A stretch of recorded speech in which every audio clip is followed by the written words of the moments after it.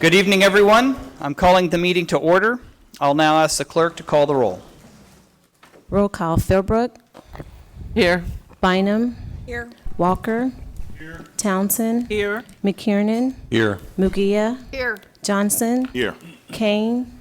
Markley. Here. Walters. Holland. Here. Thank you very much. This evening, the invocation is being given by Reverend Harris of Roswell Church of Christ. I'd invite us to please stand and remain standing for the Pledge of Allegiance.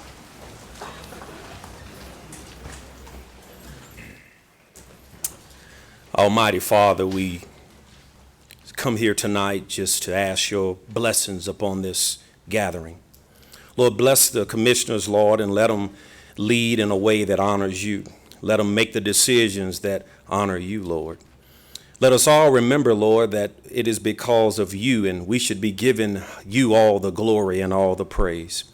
Lord, before we close this prayer tonight, we ask that you would look in on all of our neighborhoods, continue to put a hedge of protection around Wyandotte County, Lord, and just continue to let the poverty rates, the crime rates decrease, Lord, the poverty rates to decrease, Lord. And Lord, just bless our county, Lord. Lord, we pray as the kids are about to get out of school, Lord, we pray that we've got enough resources in place for them that they can have a safe summer, Lord. So just work, Lord. We know you're working in the midst of all of this here. Lord, there's a crowd bigger than normal tonight that lets us know that it's something important here. But Lord, there's nothing more important than serving you. So, Lord, we give you all the glory, the praise. Now bless this mayor, bless these commissioners, that they'll do right in your sight. The mighty name of your son, Jesus, we pray it all. Amen. Amen. I pledge allegiance To the flag of the United States of America and to the republic for which it stands, one nation, under God, indivisible, with liberty and justice for all.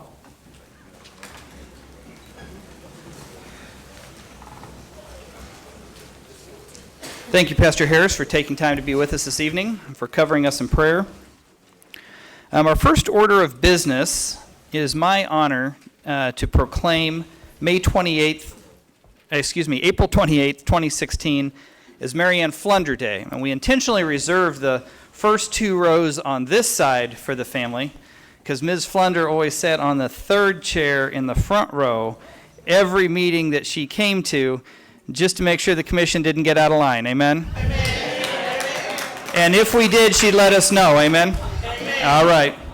Well, I very much appreciate the family coming today, and I will come down and personally present this as the clerk reads the proclamation for us tonight. The proclamation reads, whereas Maryann Flunder was born on March 8, 1934, in Omaha, Nebraska, and raised by James and Catherine Bailey. And whereas Ms. Flunder was a member of the graduating class of 1952 of Sumner High School, and whereas over the past 50 years, Ms. Flunder has served on over 50 boards locally, statewide, and nationally, including over 20 years of service as a Board of Trustees member of the Kansas City, Kansas Community College. And whereas Ms. Flunder served as the Director of the Office of Minority Affairs for the University of Kansas from 1985 through 1992, where she recruited high-caliber minority students in the fields of engineering and health from across the country. And whereas, as an untiring advocate of youth, Ms. Flunder founded Careers, Inc. to assist youth to travel and to expose the numerous college campuses in their pursuit of higher education. And whereas Ms. Flunder has received the following awards for her work: the National McCarthy Awards from the Optimist, Outstanding Service Award from the State of Kansas Federation of Democratic Women, Coordinator of the National Convention of the Federation of Democratic Women held here in Kansas City, Kansas, 2005, the NAACP Humanitarian Award, the Greater Kansas City Chapter of the Links, Inc. in Education, Merit Award from the Turner House, Spirit Award from the Gillis Center, Key to the City of Kansas City, Kansas, Kansas City, Kansas Public Schools Reasons to Believe Award, and an invitation to attend the 2015 State of the Union Address in Washington, D.C. Now therefore, I, Mayor Mark R. Holland, Mayor CEO of the Unified Government of Wyandotte County, Kansas City, Kansas, do hereby proclaim April 28, 2016 as Maryann Flunder Day.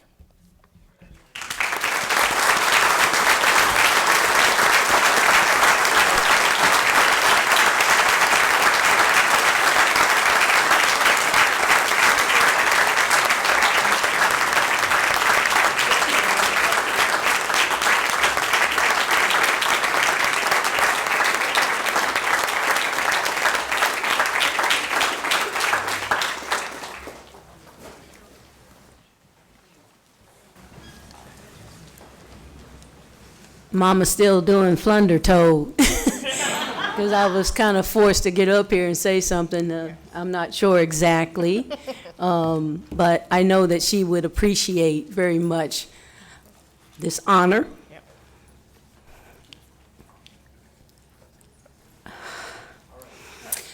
That has been bestowed on her. It's still real hard for me and my family.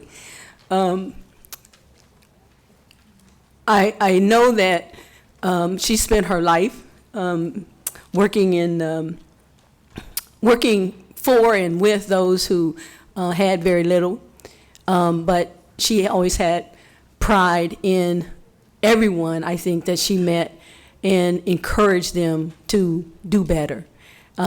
She was one of those individuals that did not understand the word no. She got you to do things that you never thought you would do, and she made a better person out of you as a consequence. And I think the family will attest that it was very difficult living with someone who does not understand the word no. Okay, so on behalf of the family, I would like to say thank you, and God bless. Thank you very much, and congratulations.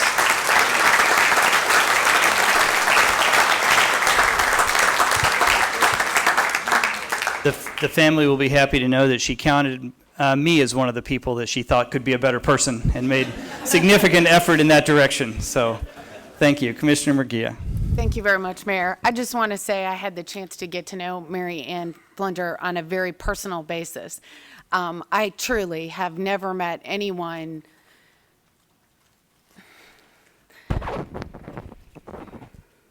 that has ever worked harder for her community than Maryann did. And I hope that her memory is not lost, and I hope her community works together to erect something in memory of her. Thank you. Thank you. All right. Well, I'd let the family know there is an open invitation to stay for the next 3 or 4 hours of our meeting, but we did. But we did put you first on the agenda for a reason, just so you could make a choice. So anyway, thank you all for being here. It's an honor to honor you all and to honor your mother's legacy, so thank you. All right.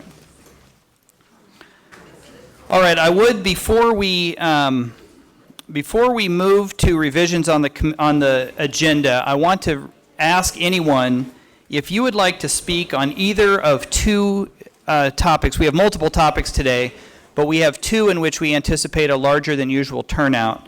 One is on the Woodlands, and the other is on 24th and Metropolitan Avenue.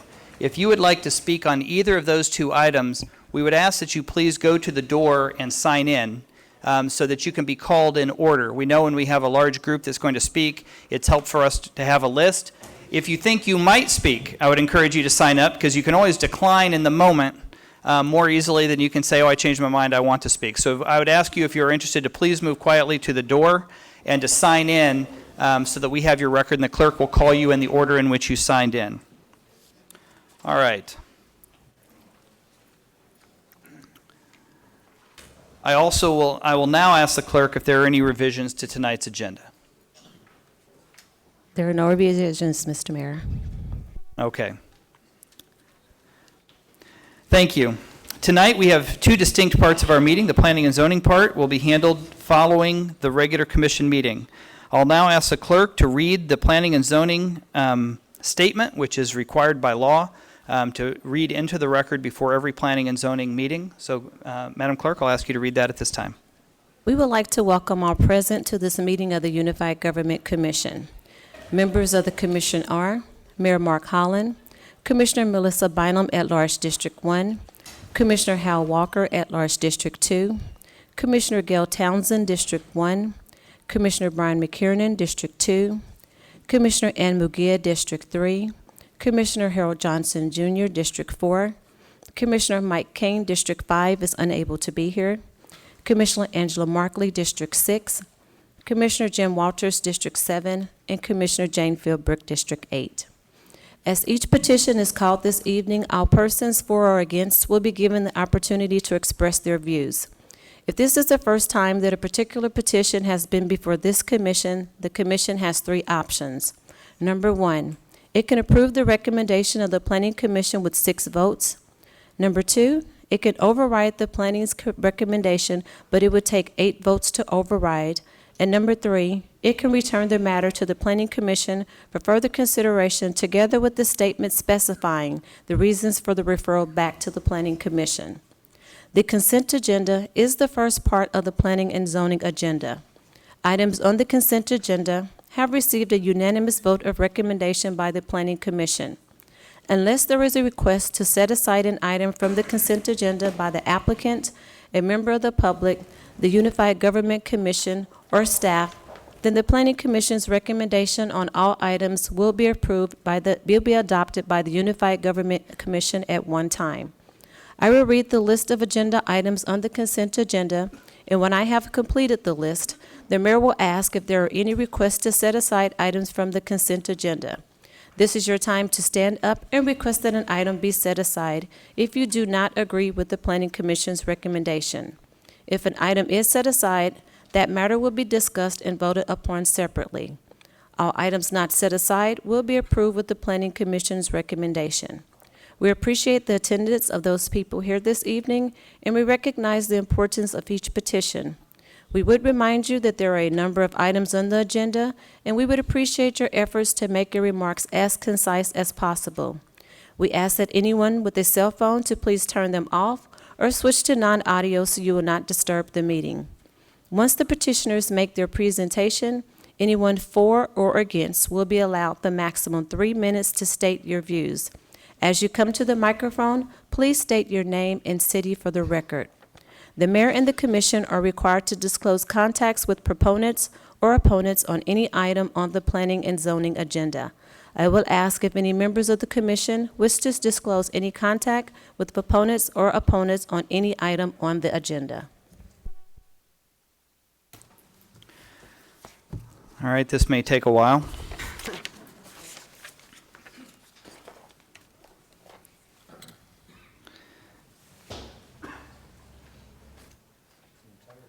Almost every light.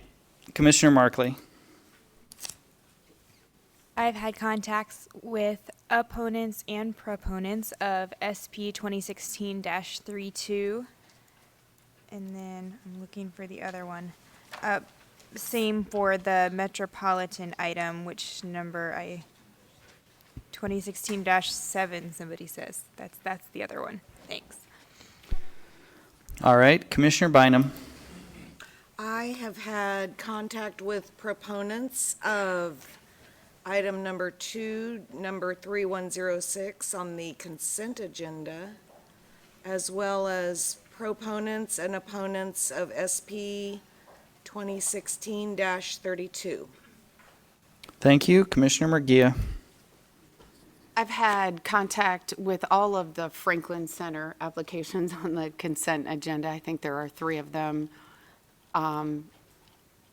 In regard to the non-consent agenda, I've had contact with individuals and businesses in regard to the 24th and Metropolitan gas station and obviously the casinos. Thank you. Commissioner Walters. I've had contact with proponents of 2016-32. Thank you. Commissioner McKiernan. Proponents and opponents, 2016-32. Thank you. Commissioner Townsend. I've had contact with proponents and opponents of special use permit application 2016-32. Thank you. Commissioner Walker. Same on 2016-32. Had contact with opponents on PR 2016-7. Thank you. Commissioner Philbrook. I've had contact with proponents and opponents to SP 2016-32.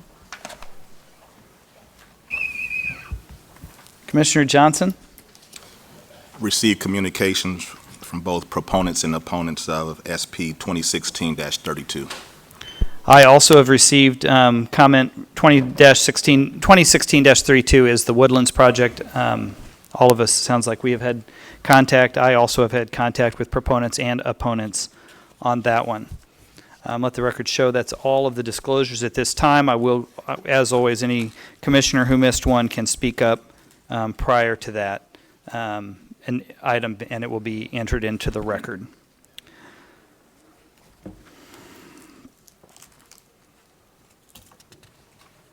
All right, we now have the consent agenda before us. No, you need to read them. So I'd ask the clerk to please read the items.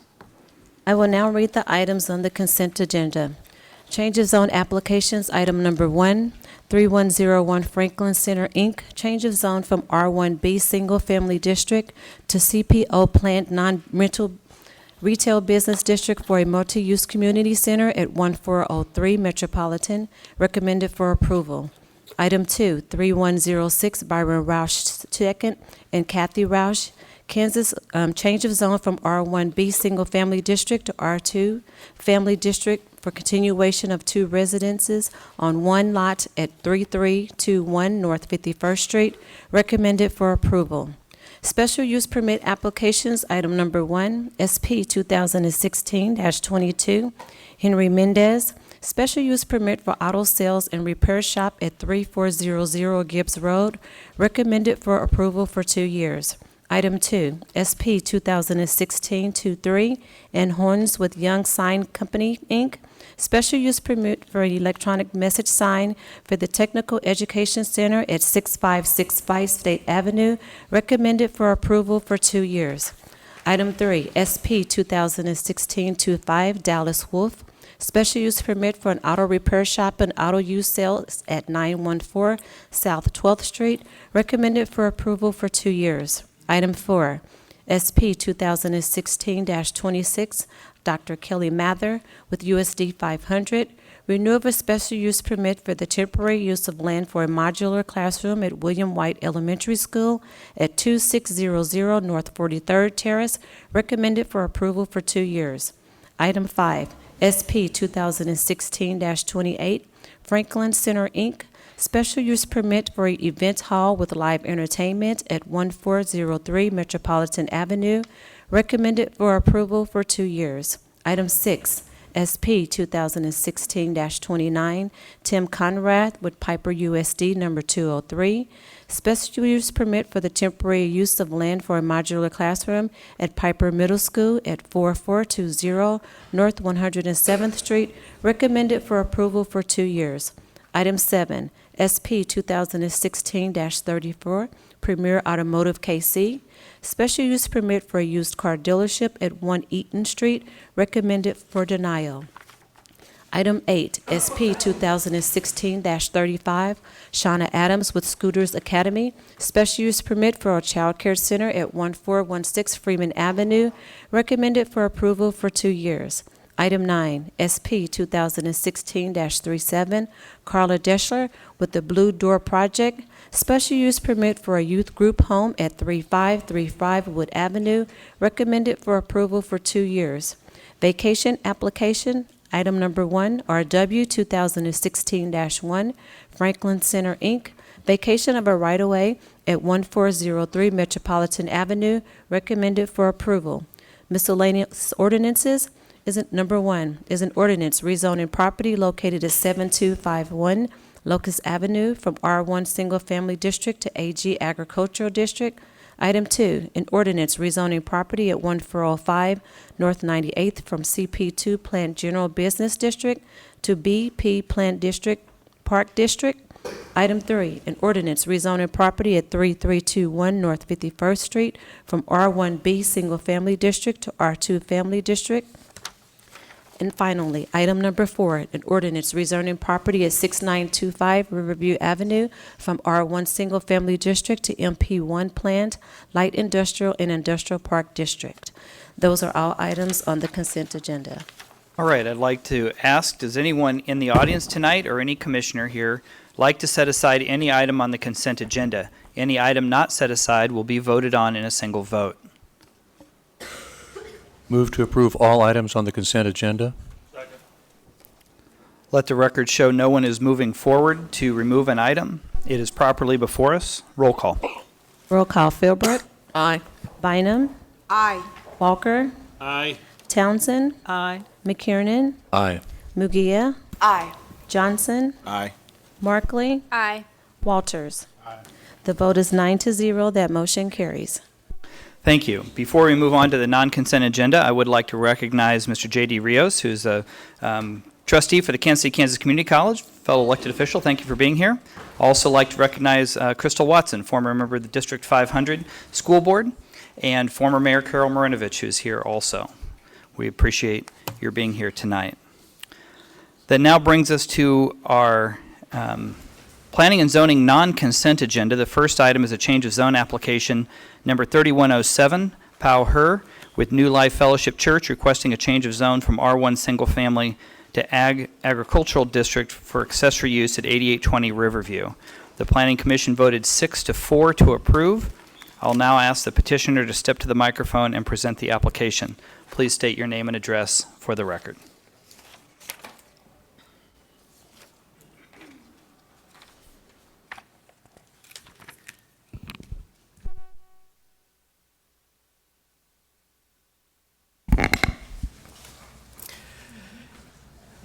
My name is Paul He. I'm the senior pastor of the New Life Fellowship Church. I represent the New Life Fellowship Church here. Because English is my second language, probably you might not understand me well, so here is my assistant pastor. He will be my spokesperson or interpreter. So, Okay, thank you. Hi, my name is Ying He. I live at 3510 North 51st Street, Kansas City, Kansas 66104. And we basically want to change this R1 property into agricultural so that our members of the church will be able to raise chickens on the land that is the church's, and also to do some planting and just some garden work there as well. Okay. Thank you very much. Does staff have any comment on this application? No. All right. I will now ask if there is anyone in favor of this application who would like to come forward. What I'll do, gentlemen, is I'll ask proponents and opponents to speak. I'll open a public hearing. I will close that public hearing, and after that, you'll have an opportunity to make any summative comments you would like, and then I'll open it up to the commission for action. So I'll now ask if anyone would like to speak in favor of this. I'd invite you to come forward at this time. Let the record show no one is coming forward. I will now ask if there is anyone who would like to speak in opposition to this application to please come forward at this time. Let the record show no one is coming forward in opposition either. I will now close the public hearing, and the item is before the commission. Move to approve. Second. Commissioner Townsend? Thank you. I did have one question about a staff recommendation.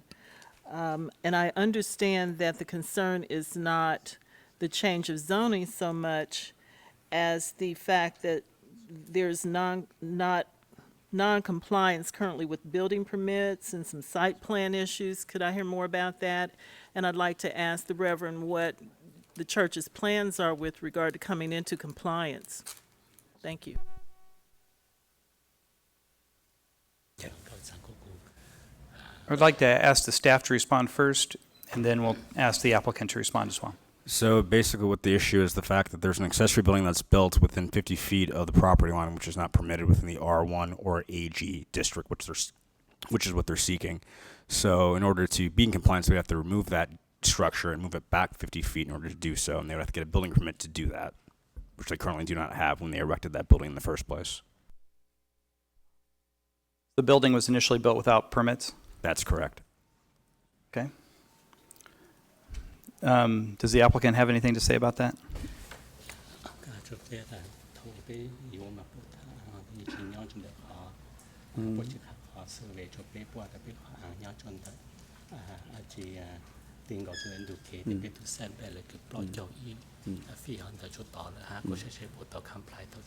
Okay. Originally, when the church bought the land and a few of them went to the city to talk about building this shelter, they originally thought that the property started from where the street ended, the road. And so from there on, they measured it out, and I believe that structure is about 40 feet away from the street. And so they originally thought that that was okay because it was, I guess the rule of thumb is 25 feet from the road or from city property. And so again, they thought that the church property started right when the road ended. And so that's why it was built very close now that we see it to the yellow line of our property there. But we do have plans to survey the property, and we have written out a little our changes within the 6 months that if we're going to be in compliance, we want to be in compliance with all the rules. And so we do have a little map here of what we plan on doing. First is to survey the property, and the second is to create a site plan. Third here, you just mentioned, is to bring the shelter structure into compliance in order to obtain a building permit if need be. And then fourthly, to restructure and renovate the chicken coops if need to be in compliance. Okay. Are you willing to enter into the record those stipulations as part of your application? Yes. Okay. Will the person who made the motion and the second accept that stipulation as a part of the motion and the second? Yes. All right. So that is, thank you. That is before us. We'll now look to Commissioner McKiernan. Well, and I guess the answers to that almost answers what I had. Mr. Toy, it says in staff recommendation, if not resolved, the building permit and site plan issues, if not resolved within 6 months, application would be denied by default. Would that happen retroactively? Even if it were here approved tonight, if they did not complete these site plan and building permit and clear all those issues up, the special use permit would go away. Is that correct? Well, they're not seeking a special use permit. Or the change of zone, rather. Now we could withhold their publication of their rezoning until they resolve these issues. So therefore, they resolve the issues, then we publish the rezoning, and then they're officially, the zoning is subsequently changed. So the rezoning would be contingent upon the completion of those items? That's correct. Okay. And is that the reason the staff recommended holding this over until those are resolved, rather than approving tonight?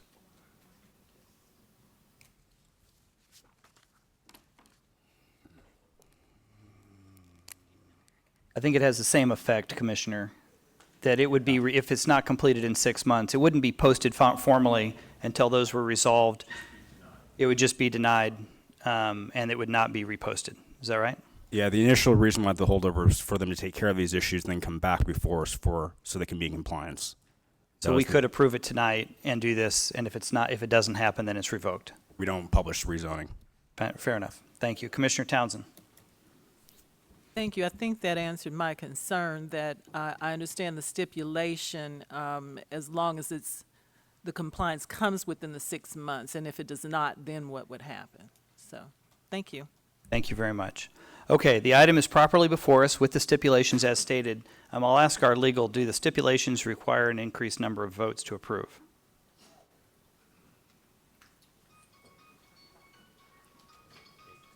It is a change the recommendations and would require 8 votes. Okay, so it would require 8 votes to approve. All right, it is properly before us, seeing no further comment. Roll call. Roll call. Philbrook. Aye. Bynum. Aye. Walker. Aye. Townsend. Aye. McKiernan. Aye. Mugia. Aye. Johnson. Aye. Markley. Aye. Walters. Aye. The vote is 9-0. That motion carries. It has been approved. Thank you. All right, that brings us to the next item, which is Scott Beeler with Lathrop and Gage for a special use permit for redevelopment of the parimutuel racing facility here known as the Woodlands. It was recommended for approval on an 8-2 vote. Mr. Bach, I'll turn it over to you first, and then you can direct it as you will.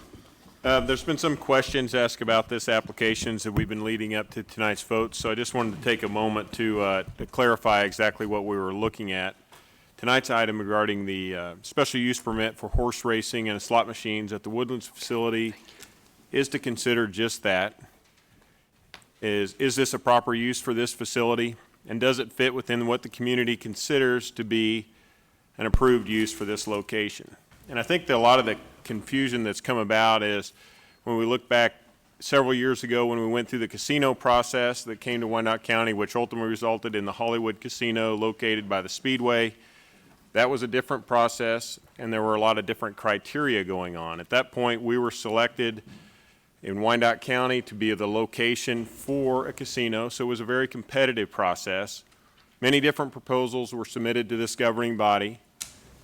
We went through it. They proposed various things on this as far as the share of how much revenue they would put forth to the community.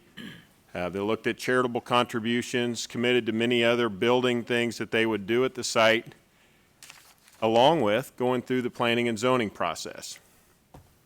Tonight's process really just considers one of those factors, which were part of many of the factors that went through when we looked at the casino process. We're just looking at the planning and zoning items. In stating this, I guess we'll continue to look, though, that it is important to note that everyone, including the developer, should realize that our community does expect quality development in this area. We've placed a high emphasis on seeing quality development come forward and throughout, and looking at development plans that would contemplate not only the single item that was being developed, but other property that the developer controlled and owned. The former use of this property was the horse and dog racing facility, and it never really contemplated what would happen with the hundreds of acres which surrounded that. So that is still important to our community. In fact, there were 35 acres out to the south of the property that eventually fell into delinquent taxation period, and the city had to take that property over, and it's become a liability for us to take care of. Tonight, our governing body will consider if the proposed use is in keeping with the planned use for the area, and evaluate how the project and the surrounding land will be developed to ensure that we will be a future asset to our community and not any kind of liability. And that's just for clarification. I wanted to make sure the commission was thinking about that from the same page and how this is, and clearly how this is different from our former casino process. Thank you, Mayor. All right, at this time, I'll ask the petitioner to step forward to the microphone and present the application. Please state your name and address for the record. Thank you, Mr. Mayor. I am R. Scott Beeler, B-E-E-L-E-R. I practice law with the Lathrop and Gage Law Firm at 10851 Maston, Overland Park, Kansas. I am pleased and very honored this evening to be here representing my client, Woodlands, Ruffin Woodlands LLC, which is the current owner of the Woodlands racetrack. In beginning my comments, I first would like to say my personal thanks to each and every of the commissioners and Mr. Abak and his staff for taking the time that you all have taken to study this application and look at our information, hear from us, and make the same thank you to to Rob Richardson and his staff. As everyone I know has spent a lot of time with this project that is extremely important to my client and I believe to this community and to the state of Kansas as a whole. I began my comments before the Planning Commission last time. We were here on April the 11th by stating a little bit of history, and if you'll bear with me, I'd like to give you a little bit of it too. The Woodlands, I like to say, was first. And what I mean by that is everything out in western Wyandotte County that is there today was not there when the Woodlands application first was brought forward. I had the privilege of being part of that at that time. I had the privilege of actually having my pen be involved in the writing of the original parimutuel racing law and, frankly, what became state-owned and operated gaming later on. I was not involved at the time that the Grace family owned the property, and the piece that Mr. Bach referred to that came back into the ownership of the unified government, I was not involved at that time. But what the Woodlands was in 1989, when it opened its doors, was a shining star in the Wyandotte County community. It was the brightest star, in fact, that was in this community at that time. I cannot tell you through all the meetings that we've had how many people have expressed the wonderful times they had enjoying the Woodlands during its heyday. And I say heyday because, as we all know, it did not last forever, although it lasted much longer than a lot of people realize. It started in 1989, and it did not close its doors until 2008. All through the 90s, it was quite successful, and successful both in the operations with regard to the taxes it paid, with regard to the monies it paid to the state, and the monies it paid into local charities through its entity Track East. The Woodlands application that is being brought forward to you today is largely similar, but yet still different than what we were doing back in 1989. When I say it is similar, it is in a position on the property that is exactly the same as what is there today. That is the horse facility, which is I'm here to ask for your permission for an SUP to allow us to operate that horse facility, inside which it will have 750 gaming machines, and it will have a very large entertainment destination type facility. I have used the terminology Gillies as an example when I've talked to a lot of you, because most people know what the movie Urban Cowboy had in it and what that facility was all about: live music, dancing, and a draw not only to the very local community but to the Metroplex as a whole. We plan to have that in this facility as well. The bottom line is the Kansas law has allowed racetracks to have gaming machines in them, and that has been the case. The problem is not here with you all. It's a problem in Topeka, in the legislature, and in terms of the dollars and cents that are paid there, and whether or not this project can be economically feasible. Our budgets show that with the addition of 750 electronic gaming machines, and what we believe is a fair and reasonable and optimistic change in the law, we will have the opportunity to bring a viable project. All projects, especially ones that are complex like this, have an ordering to them, a sensible ordering. And the bottom line is the state always looks to the locals to see if the use that's being prescribed is going to be allowed before they will make changes. In other words, they're basically saying, why should we go out on a limb statewide? We're not Wyandotte Countyans if the county itself is not blessing the use that you're prescribing. That's what Mr. Bach was referring to, I think, not to put words in his mouth, is the process we're about tonight. This is not the end step, it's the first step. We want to know that we can reoperate the Woodlands again. I want to repeat, we had a special use permit for 317 acres, had it in 1989, and had it until the track closed. The problem is your own development code says if you're closed for a significant period of time, your permit essentially lapses and you have to have it re-upped. So this is different than what you typically would see, where someone comes in and maybe there's a vacant piece of property or a piece of property that was used for an entirely different purpose, and they're asking you to essentially burden that property with an SUP to do something. Here, it's already there. We already know what it looks like. We already know how it operates. We already have the infrastructure. The streets are there. All we're asking to do is your permission to take down a building that has been there since '89 and put a new modernized building up. In the course of doing that, and frankly in an SUP context, you all have heard that old terminology, the golden criteria, and that's what you're to apply. The planning staff has looked at the golden criteria, we've corresponded with them about it, and the bottom line is we meet all the golden criteria, and the staff agrees. And based upon that, the staff agreed with our SUP application for its approval. with some stipulations, which we have agreed to. Then you go and look next at what does the neighborhood say? And your regulations say have a neighborhood meeting. We did that, and we were delighted to have essentially 100-plus people there. Those folks engaged us in about 2 hours of very intelligent questions, concerns, discussion, exchanges, and ultimately left that meeting, and it would be my estimation, and I don't mind whoever might take issue with me because I think I'm close to right, 99% of those folks left happy and believing in this project and expressing their support for it. Some of those include the school district superintendent of Piper, who was there. There were representatives of fire, police there. There were industry representatives there, some of whom I'm sure are here tonight, who spoke to this. All of them very much grassroots support for this project. I've put together a bit of a PowerPoint presentation just to reacquaint everyone with where we are. This is a somewhat pulled out photograph, if you will, aerial with coloring placed on it. We're the big green piece in the middle.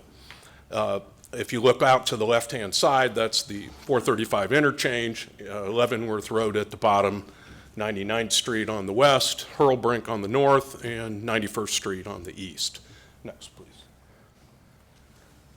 Next. This one is pulled in just slightly, so you can see it a little bit better, and now you can actually see within the green where all of the backside was for the horse track, the track itself, and you can make out the two buildings. The lighter roofed one is the dog track, and the horse track is the little bit darker one in the right-hand center. Next.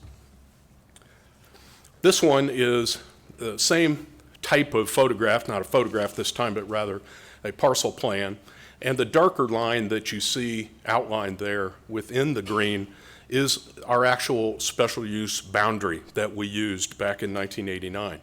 And you can see that in order to assure our surrounding neighbors that we were going to provide them privacy, we pulled back our boundary well over 300 feet, probably 600 feet on the east side, but 300 feet everywhere else at a minimum. Our application this time is the same line. I want to address one point on that. In order to, I'm going to call it not upset the apple cart, we attempted to file our application and ask essentially for the exact same boundaries, the exact same thing, and the exact same uses so that folks would know what they were getting because it was already there and they wouldn't have those concerns. What I've learned is that the legal description that we've used for notification purposes goes as we had it in 1989 all the way down essentially to Leavenworth Road and essentially across where the city now owns some property by virtue of the Grace tax sale that Mr. Bach referred to. Obviously, our intention is not to burden the city's own property with our SUP, so I'm stipulating tonight to pull that legal description, in other words, shrink it. We're not expanding it.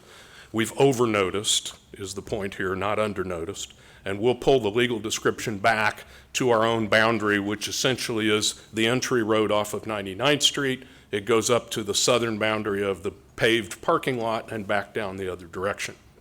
So we're going to shrink it back slightly and provide that new legal description. It doesn't require any permit to do that or permission. It's within the discretion of the landowner. Next, please. I indicated to you the three principal uses of the property: horse racing, electronic gaming, and destination entertainment venues. And now the concepts for the development. In conversations with a number of you and others, and certainly with my own client, we realized that there was some concern about, well, what is it you really intend to do? You've told us you're not going to use that horse track, or at least you're not going to use it as it is today. And I've said, yes, you're right. We're either going to tear it down completely and rebuild it in the same location, or we will tear it down to what I call the bones, use the superstructure steel, and rebuild it from there. We're still working with those proposals. But in any event, I realized that we needed to be sure that we gave a commitment to the unified government that we were going to build the type of first-class development that Mr. Bach referred to, and we are. And I did that by reaching an agreement with my own client here to commit to a minimum development investment of $70 million. That includes our land that we purchased and the facility that I'm describing to you. The facility itself, and it may be on the next slide, but I'll state it here, is to be a minimum of 85,000 square feet. I was talking to Mr. Richardson tonight. Right now, the stipulation reads the facility will be between 85,000 and 100,000 square feet. I actually said, do we really need the 100 on there? We want to do a minimum of 85. Well, you can read into that. We actually may do it even a little bigger than 100. It could turn out to be 101, 105, but it's going to be a significant facility. The $70 million is my attempt to provide a fair promise and a fair commitment to you, but one I hope to overperform on. In other words, we are fully expecting our facility to well exceed that number, all in. It is indeed a minimum development investment. I indicate there the current proposal also, just so the commissioners are aware, refers to the existing proposed legislation in Topeka, which provides for a 2% net electronic gaming machine income to be paid to the unified government of Wyandotte County and Kansas City, Kansas. Net electronic gaming machine income for those of us who don't write necessarily for a living indicate in the definitions in the statute that it is the machine income, in other words, everything that somebody puts into that machine, less the cash that is paid back out to the public and other consideration paid back out. In other words, I think there might have been some confusion among some as to whether or not the racing expenses somehow come out. They don't.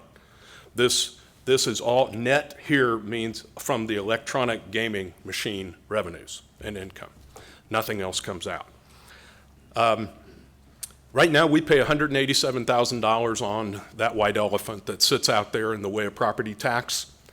If you use even a fraction of that $70 million number, and I did this just for easier math I used a $40 million number. Obviously, it's going to be much higher than that by my commitment, but even at $40 million of valuation, it results in over $1.8 million of property tax on property that is sitting vacant today.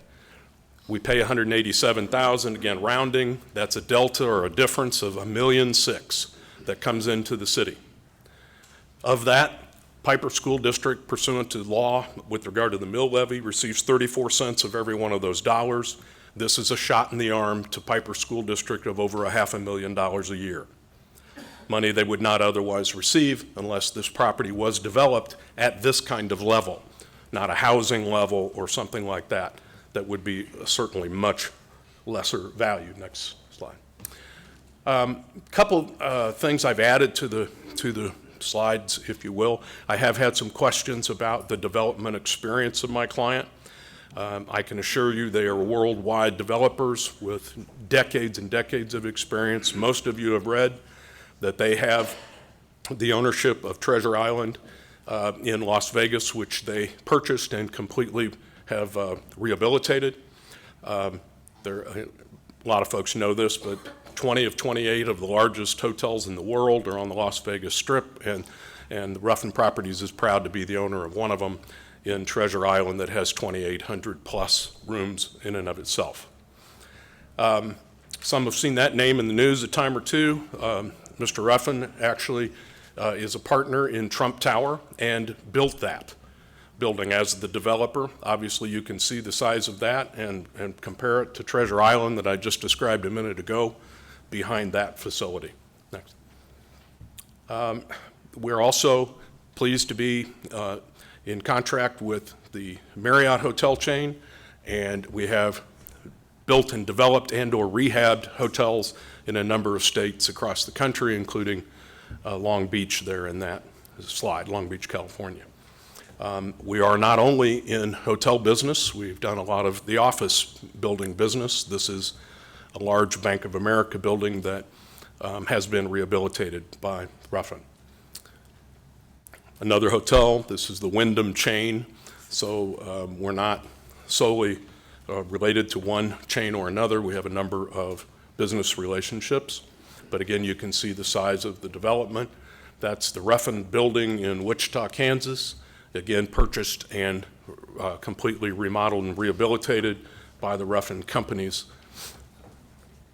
Actually, cutting teeth way back when, Mr. Ruffin was one of the original, very successful builders and developers of gasoline stations and convenience stores in combination. That's an example of one of the many total convenience stores. Again, I think it's important when I'm showing you this just to reference he is not only an owner, but he was the developer of these and actually built these projects and or completely rehabilitated them. Another hotel chain, another big, not only office building, but an entire office complex made up of a number of retail and office uses combined. A mixed-use development is the legal term we like to use. Also own a manufacturing buildings. This is one is for Harper Hand Trucks, one of the largest hand truck companies in the world, and have built the center of development for them. I decided to go ahead and put it in because I like the picture. Is an international developer as well. Have about 12,000 acres of development ground in Belize, which is awaiting development plans. These slides have been seen before. Some folks have said, well, what kind of things are you looking at? These are facilities that are in place that are racino-type facilities as we're describing them, meaning a racetrack combined with some elements of a casino. These slides are facilities that are in operation in Ohio, Illinois, Maryland. You can see here where some of the theater seating would be looking out towards the racetrack. More of the casino and restaurant floor. This facility, at least in concept, since this says dining and entertainment, including the Gillies, is expected to have 3 restaurant facilities. This one from a second floor level looking down more onto a gaming floor. Again, you can see the quality of what has been constructed here. And for those that have said that it could be 4 aluminum walls and ashtrays, it's hardly that. Examples of the 750 machines. And of course, just a thank you at the end. Again, offering that information to show what we're talking about. Our concepts are based upon bringing a whole new destination facility to Wyandotte County. I have often referred to your tremendous successes at Village West as a mixed use themselves of various destination places, whether or not that's the Speedway or Hollywood or Sporting or T-Bones or Cabela's or Nebraska Furniture Mart. They're all draws in and to themselves, and they are all draws that are not just from the very near community, but rather the entire Metroplex and, of course, many other states as well. Racing is that. Some folks have said, well, if it didn't work before, how's it going to work now? I don't have any problem answering that. There is a huge fan base for racing, much less there is a huge industry that supports racing.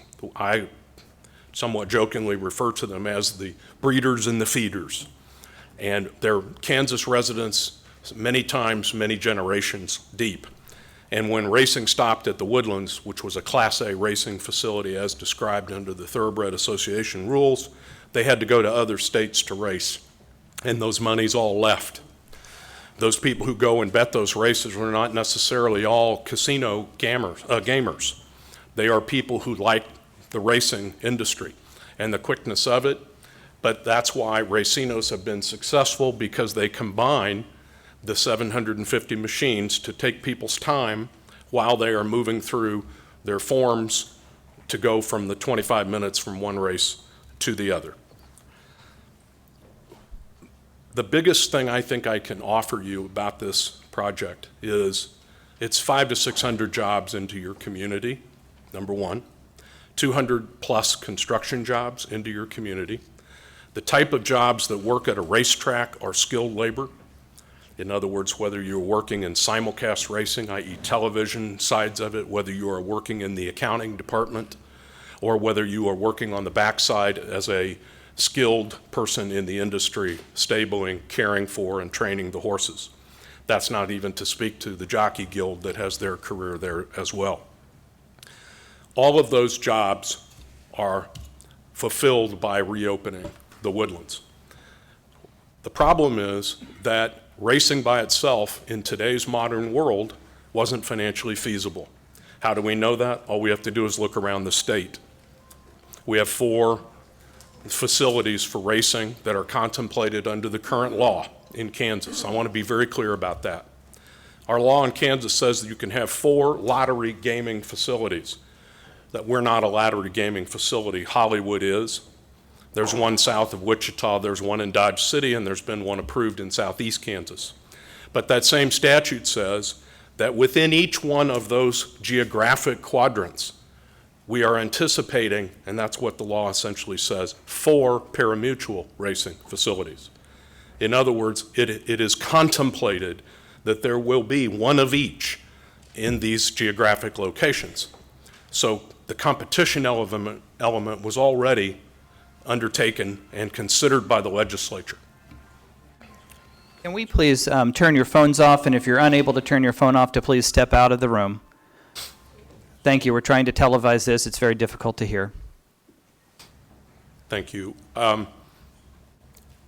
So what we're applying here for is something that has been contemplated. We also now know from the Attorney General of the state of Kansas that the vote that was taken here in Wyandotte County following the passage of the gaming legislation was taken in a timely manner and was overwhelmingly for approval. They voted in favor over 80% to allow the operations of the Woodlands.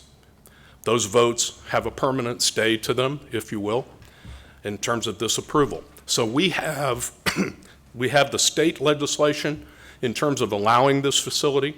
We have the facility itself and all its infrastructure there. And we have the voters clamoring to have it. And at that neighborhood meeting telling us that they again are clamoring to have this use of this property. Here's the biggest thing. Of all the things that you all have had success with west of 435, most every one of them have had a significant handout, whether that's in the way of incentives, abatements, star bonds, CID district, TIF, whatever it may have been. Some people on the naysay of this have published some brochures and put them out on people's cars and sent them without invitation in the mail, and they have a picture of my client, Phil Ruffin, standing there with money in his hand, as though that's a negative. And I said to the Planning Commission, I will say to you, that's Mr. Ruffin's own money. He's trying to invest it in your community, asking for nothing in return. No abatements, none. No star bonds, no incentives. Sounds like the kind of deal that most cities would absolutely fall over backwards to get. And I will tell you that there are no legal requirements for things such as development agreements, but my client has agreed to put these stipulations on this project to show that he intends to be a good faith partner here. And we've most recently talked among ourselves about the possibility of charitable involvement as well. We have already, under the law, if we receive your approval, an obligation to deal with charity pursuant to the Parimutuel Racing Act. The other folks in this casino world, unless they're racing, they don't have those obligations. They're doing whatever they're doing. We'll be doing what we do because we're under a different statute. But in addition to that, we are aware that a number of folks in this community who have come into business, whether it would be Hollywood or Schlitterbahn or who it might be, they have contributed to the Unified Government's grant fund. We want to do that too.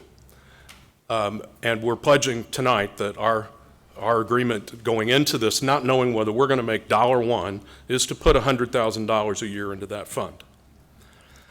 It is a starting point for us to be a good community partner. We do have a bunch of other ground.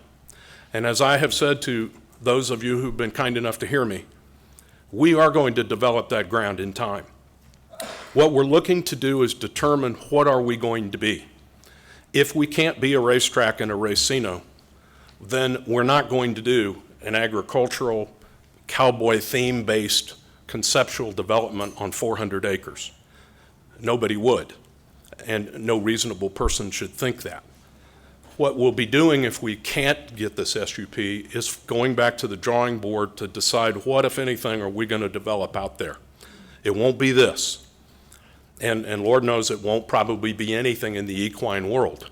But if we get this, then we get to go back and listen to many of the folks who are ringing our phone off the hook saying, could you possibly think about doing this? It relates to your business, whether that's a rodeo or an equine, which I'm telling you we've heard from all of different sorts of uses, including something like Gillies, a cowboy-themed something.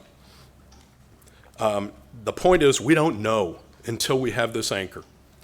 And we also have been very forthright with you that despite the fact that we don't know, we're going forward in Topeka as well as here. We're in lockstep.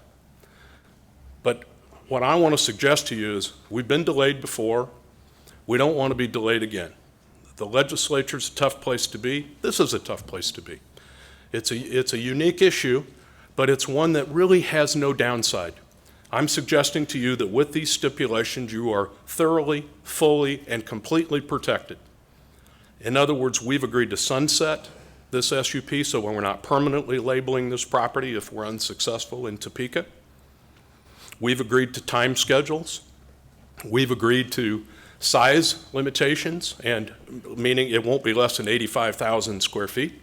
And we've agreed to minimum investment commitments, both in terms of the total project and now even with regard to charitable side.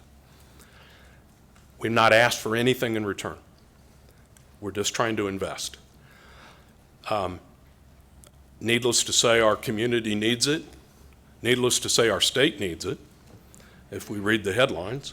So we don't see any reason not to be doing it, especially when it was contemplated from day one. From day one. The only thing that is we're asking to be changed has nothing to do with our SUP, nothing to do with you. It's a numbers thing in Topeka to level a playing field in the hopes that we can actually be financially competitive. Someone said to me in one of my meetings, I just don't want to wake up in 3 years and have this not work. We don't either. We're investing a tremendous amount of money to make this work. So we're budgeting for that purpose. We think we have a good project. We're asking for your approval of our SUP. I want to end with this. We can't turn one shovel of dirt without coming back here to see you. Our plans have to come back. Despite the fact I've committed to the size of the building and the cost, I still have to bring to Mr. Richardson those plans and ultimately to you if you want to see them, such that you can approve what this thing really looks like and that those types of slides I showed you are reality. You're thoroughly, completely protected on any downside. Your delay or your negative vote, it will hurt dramatically, if not be a death knell in Topeka, because Topeka's looking for your guidance. That's my take on it. But they are sitting up there saying, we need to know what the local community's thinking about this use. And then we'll go the next step. And that will be to get our gaming license. And we'll go the next step after the legislation passes, and we'll be finally back here with plans, and then we'll be shoveling that dirt. We're not ready for that yet. We couldn't be ready for that yet. We need your approval tonight. Stand for any questions, Mr. Mayor. Thank you. I'm actually going to have the commissioners hold off on their questions. I'm going to open the public hearing. We'll go through the public hearing, and then afterwards, Mr. Beeler, you will have an opportunity as the applicant to make any summative comments in response to what you hear in the public hearing. And after that is closed, then I will turn it over to the commission to begin the discussion. So at this time, I will open the public hearing. First, we'll hear from those who are in favor of the special use permit, followed by those who are in opposition. After hearing all public comment, I'll allow the petitioner, obviously, an opportunity to make a summative comment. I'll remind everyone that your names will be called in order according to the sign-up sheets. The clerk will announce who's speaking and who's on deck so you can be ready to come forward when your name is called. Please step to the podium and give your name and address for the record. Because this is planning and zoning, we too require the address, which we do not do in other proceedings. You will be given up to 3 minutes to state your comments. I remind each group, you're not obligated to use all 3 minutes, but you have up to 3 minutes. The clerk will give you a 1-minute notice, and then she will let you know when your time has expired. I'll now ask the clerk to begin by calling the first person forward and who's on deck. Denise Davis to the podium. Louetta Broswell will be on deck.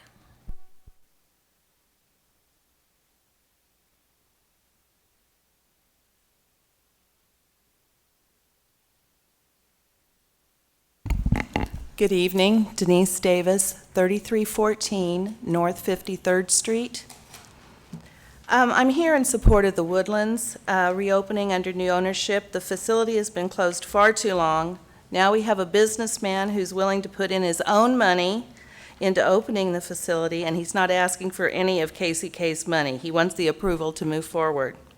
I'm urging all the Kansas City, Kansas commissioners and mayor to be fair, honest, and upfront with the public as to why they're against reopening this business. Please don't let promises made to Hollywood Casino cloud your judgment. Hollywood made promises too, but they have been unkept. The same could be said for Schlitterbahn and Sporting Kansas City, among others.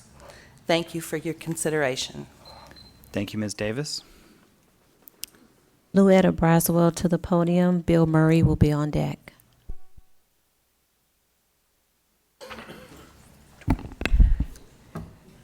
My name is Louetta Braswell. The address is 5202 Parkview. That's as an individual. Also as the director of Leavenworth Road Association on behalf of our board. That address is 6100 Leavenworth Road. We love the progress that has happened out west. There were promises made there and not kept. They had benefit of extra money coming toward them.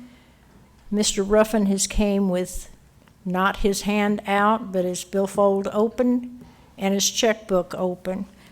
It's time that we listen.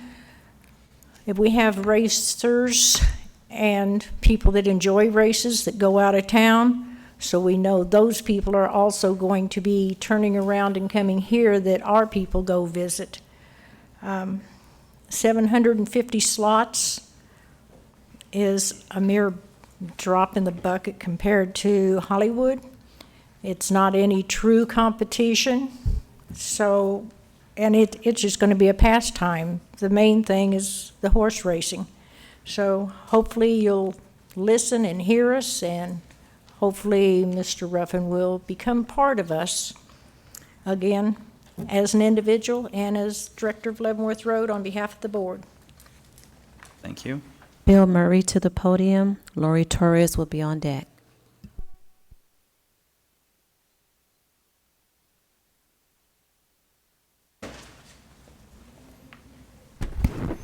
Thank you, Mayor. My name is Bill Murray. I live at 6325 Sloan.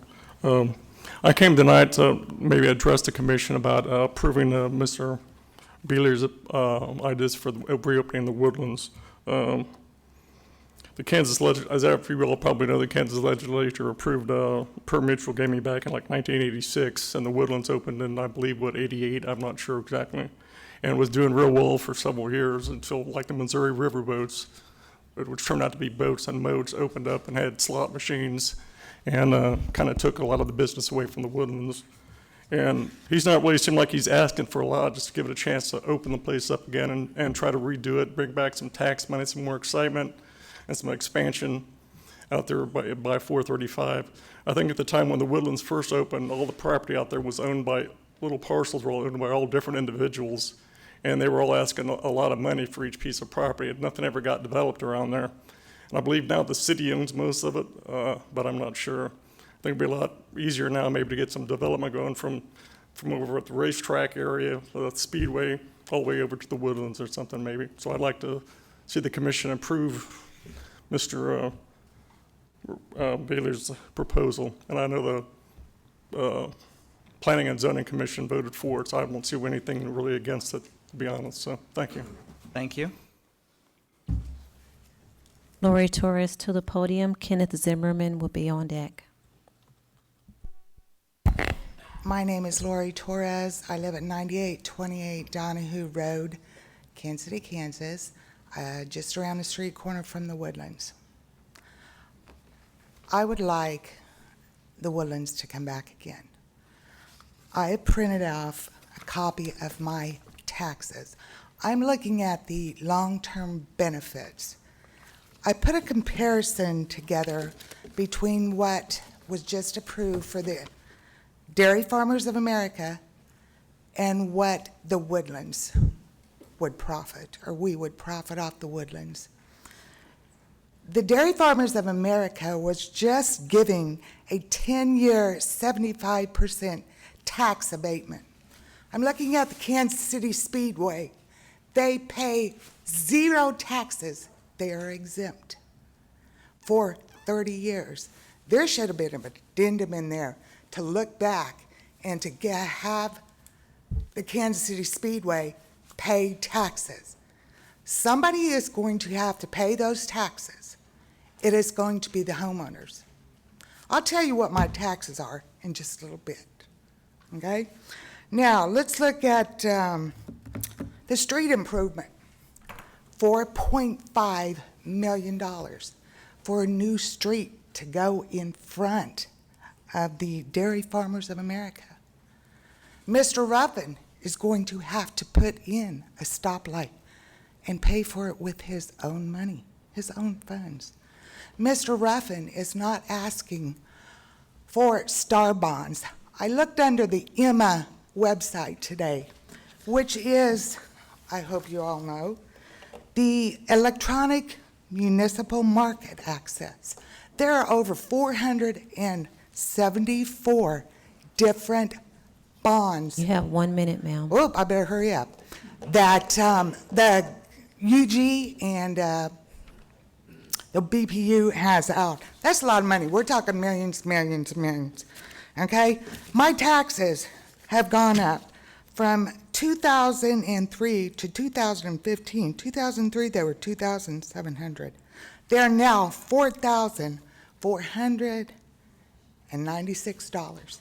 Somebody's got to be paying these taxes, okay? You can't keep giving these star bonds out. It's like Oprah Winfrey Christmas time. You get a star bond, you get a star bond, you get a star bond, and you get a star bond. We've got a viable business here that wants to pay cash. I'm a little nervous, so my voice is quivering, sorry. I would like to see this come in. I live around the street. I'm getting ready to retire. Hey, I need a job, okay? I want to stay in Wyandotte Your time County. is up. I like Thank you, my Ms. house. Torres. Sorry. Okay, Kenneth- thank you very much. Thank you. Kenneth Zimmerman to the podium. Mark Evans will be on deck.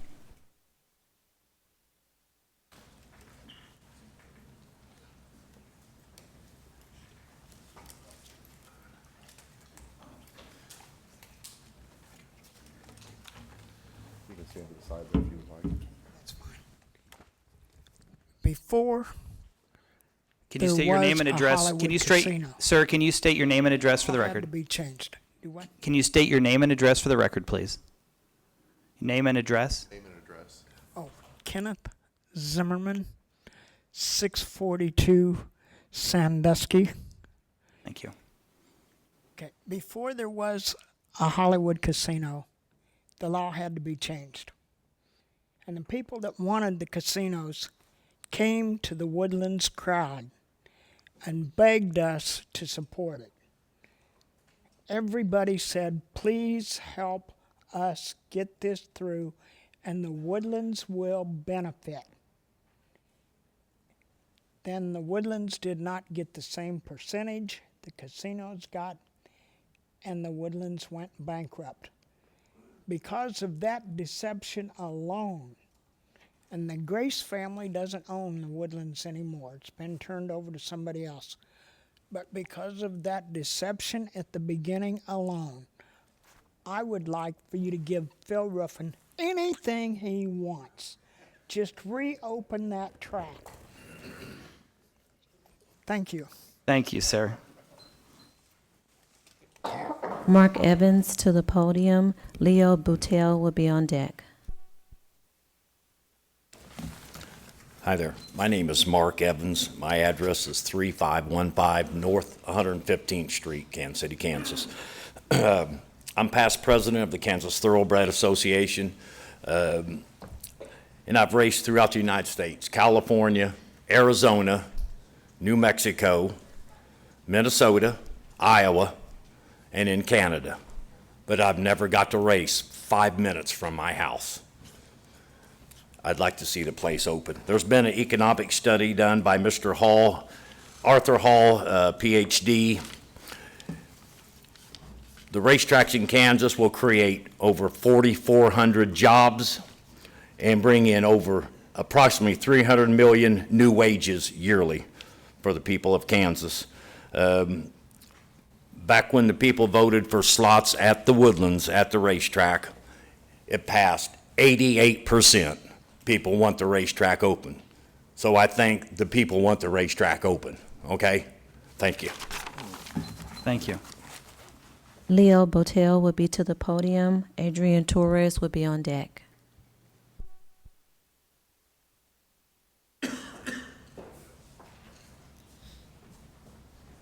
You decided not to speak, sir? Okay, thank you. Leo Battelle has declined. Adrian Torres will be to the podium. Monica Cabrera will be on deck. Good evening. My name is Adrian Torres. My address is 9828 Donahue Road. After a recent neighborhood meeting regarding the Woodlands, I walked outside and on my car was a mailer. It was a postcard mailer from Protect the Partnership. So I did a little research on the website. I found this as their mission statement. 2 lines, but they're kind of lengthy. Protect the Partnership is a coalition of local business and civic leaders and community organizations opposed to the reopening of the Kansas Expanded Lottery Act and the reduction in gaming taxes at the Woodlands. Changing the laws to provide a tax break to the new Woodlands owner, Phil Ruffin, will hurt education, local charities, community organizations, and would send a signal to businesses that Kansas is not a trusted business partner. Now, when I came out of the meeting, I had enjoyed the meeting. I asked quite a few questions, heard quite a few answers, but I found it was somewhat subversive to come outside and have this kind of a sleazy ad on my windshield. I think sometimes we get tired of that type of an attitude. So sometimes we do have to stop and think about what's happening. So in that statement, it says a coalition of local business. Now keep in mind the second sentence said businesses, so this must imply that this is one business. I thought it can be in the context of a group if you look at the sentence in itself. So what business or businesses? So I tried to find out who's behind this, but there's no mentions of any names, any businesses, people, organizations associated with it. I did the best I could, but I'm not the greatest at it. The second proponent or opponent were civic leaders. So I thought, wait a minute now, what is a civic leader? And I thought we have elected civic leaders. We have people who have earned the right to be called civic leaders. So is it someone that we elected that's part of this? You have 1 minute, sir. This organization? And I didn't think so, but of course, obviously you would say if you were or weren't. Now, everyone here is a civic member. Are there stronger voices than the membership themselves? That's a consideration too. You know, my belief is that civic leaders have an agenda or a platform, and we hope that they're altruistic. We hope it's out of the desire to help people that they make these decisions. But sometimes agendas can be tainted because you're representing someone else. So I'm wondering, and I'm hoping, that we don't fall into protectionism. So rather than say that this is Protect the Partnership, why don't we consider inviting the Woodlands into this partnership? Can we assume that if this is all above the table, Your time is up, sir. Thank you. Thank you very much. Monica Cabrera to the podium. Shirley or either Sheila Carter will be on deck. My name is Monica Cabrera. I just come as an individual member of the community. My address is 1411 North 47th Street. I would just like to say that I've read several of the articles about this issue, and I am for it. I remember as a kid going to the Woodlands, and I have very good memories of it. So I would like to see it reopened. We own a horse ourselves, and we have to go out of state to do to see events or to do racing. And I know that, like us, there's a lot of people that go out of state, and that money could be staying here in Kansas. I also work for the school district, and I've seen on the articles or what he was talking about earlier about some of that money going to the school district, and I know they could definitely use it. So that's all I wanted to say. Thank you. Shirley Carter to the podium. Stephen Spencer on deck.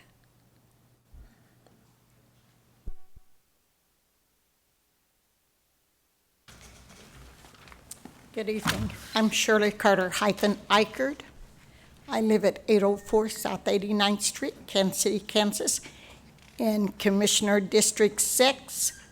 I am 110% for the Woodlands to open.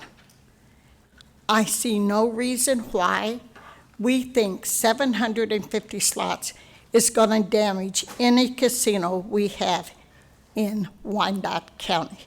We have two, one at the Woodlands and one across the street. And 750 slots would not hurt anything. We need money for schools. I got a really ugly thing in my mail today. It said the casino is giving school district $500,000 a year. I called the school district, and they said that is not true. I also called to see how much Parks and Recreation was getting. Someone said they're getting $100,000 a year. That is not true.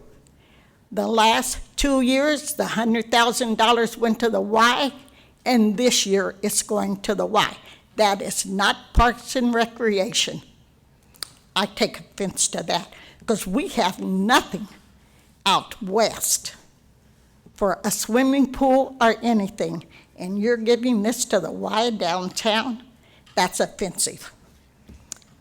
We need money, like 300 and some million for the Kansas, for our schools that our children are going lacking in, and this group is offering to give us some money, and we all sit there and look like somebody's trying to steal something from us. You have 1 minute, ma'am. Thank you. We need to take whatever we can get. They're not asking for no bread off of the table. We need to let them give us some. And I'm 110% behind this, and I will be working very, very hard to get people to vote for it. Thank you, and I hope my commissioner tonight will vote for it, and also my at-large commissioner. Thank you. Stephen Spencer to the podium. Scott Bueller will be on deck.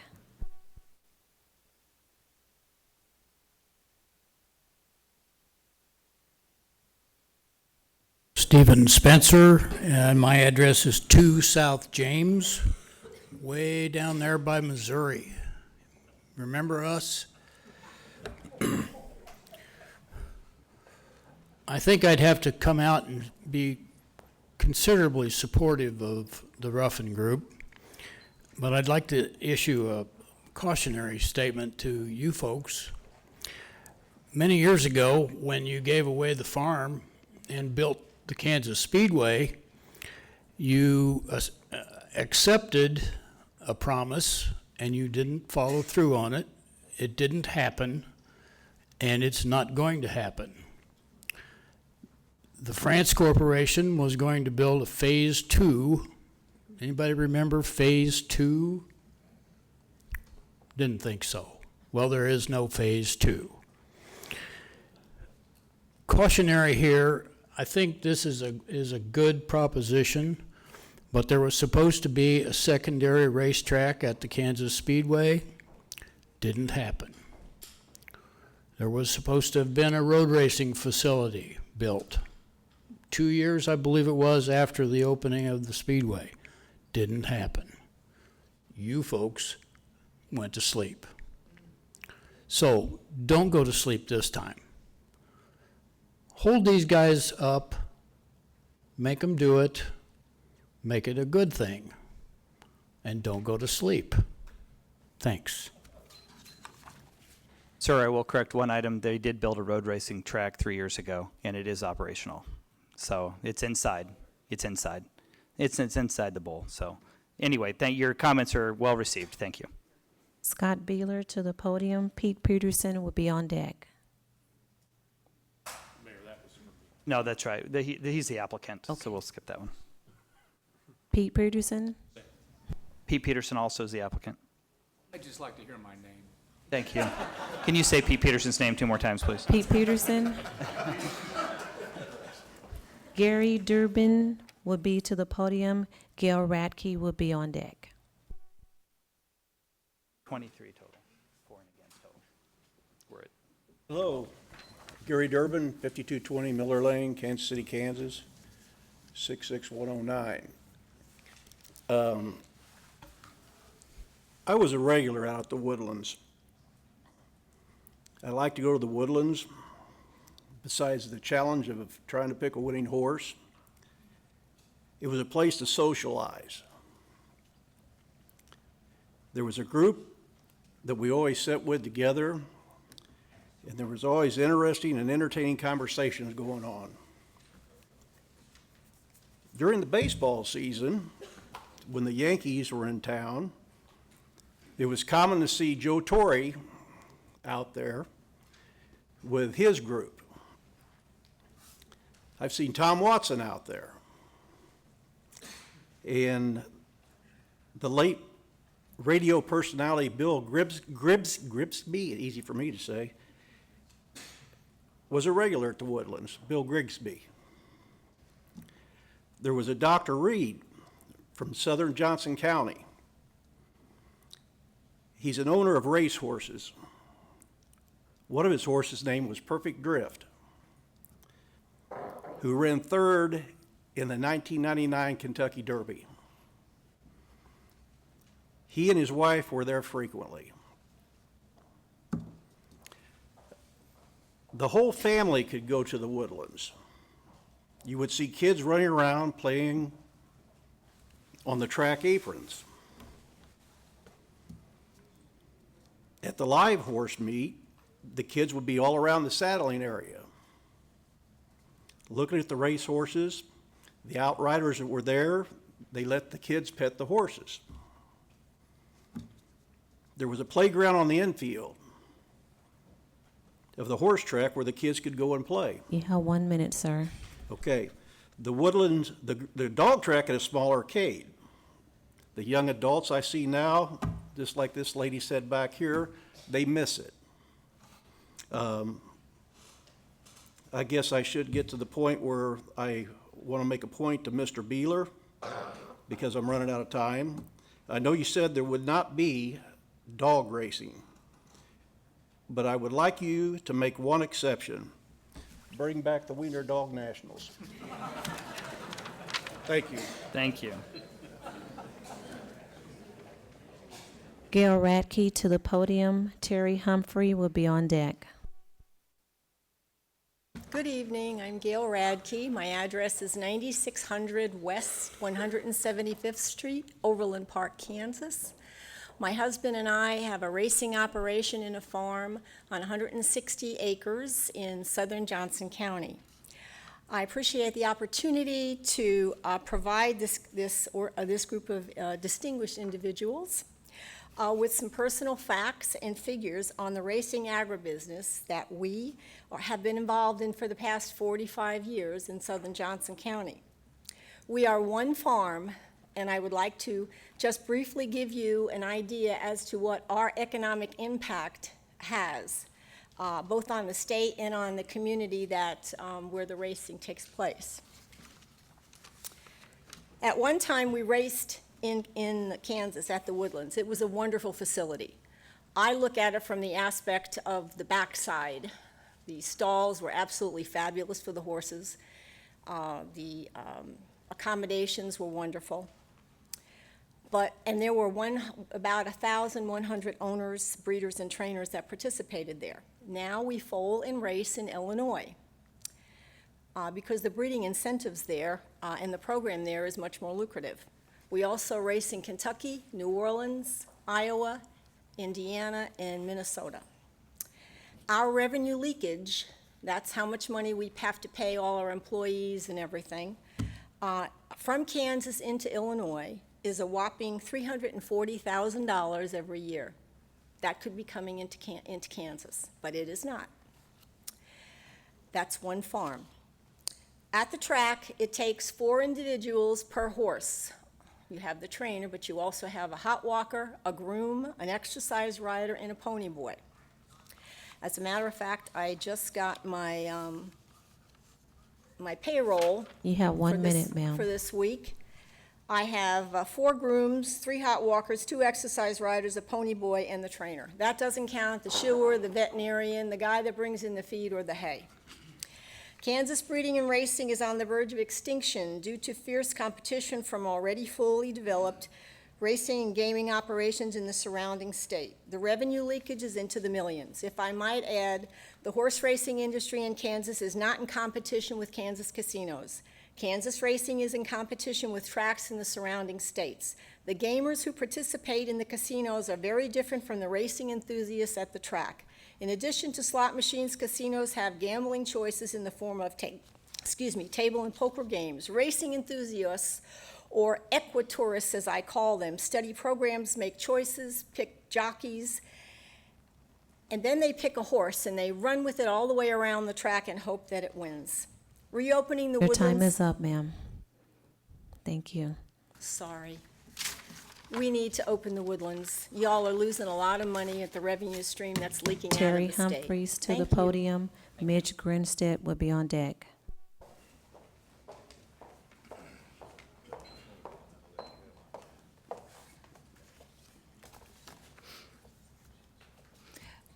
Good evening to the mayor and members of the commission. I am Terry Humphrey. I live at 1321 Southwest Lakeside Drive in Topeka, Kansas. I'm pleased to be here this evening. I'm a lobbyist that represents Grade 2K USA. Grade 2K USA is dedicated to phasing out greyhound racing in this country. While we do not have a position on the Woodlands for or against, we do have a position and we oppose greyhound racing. I am here tonight to ask you to support the Planning Commission's recommendation to restrict the SUP for the Woodlands to non-greyhound racing activity only. Christy Dorchek, president of Grade 2K, sent you information recently about the significant decline of greyhound racing in the United States and the public's lack of support for it. Wyandotte County has spent considerable time and energy building wonderful quality venues in your community. In order to continue to enhance this community, we believe that it is important to restrict greyhound racing to maintain your brand and your hard work. We hope that you do support the recommendations of the Planning Commission. If you have any questions, I'm here to answer them, and thank you. Mitch Grindsledge to the podium, and Shelley McCain will be on deck, and that is our final one for the favor. Shelley McCain will be our final speaker in favor.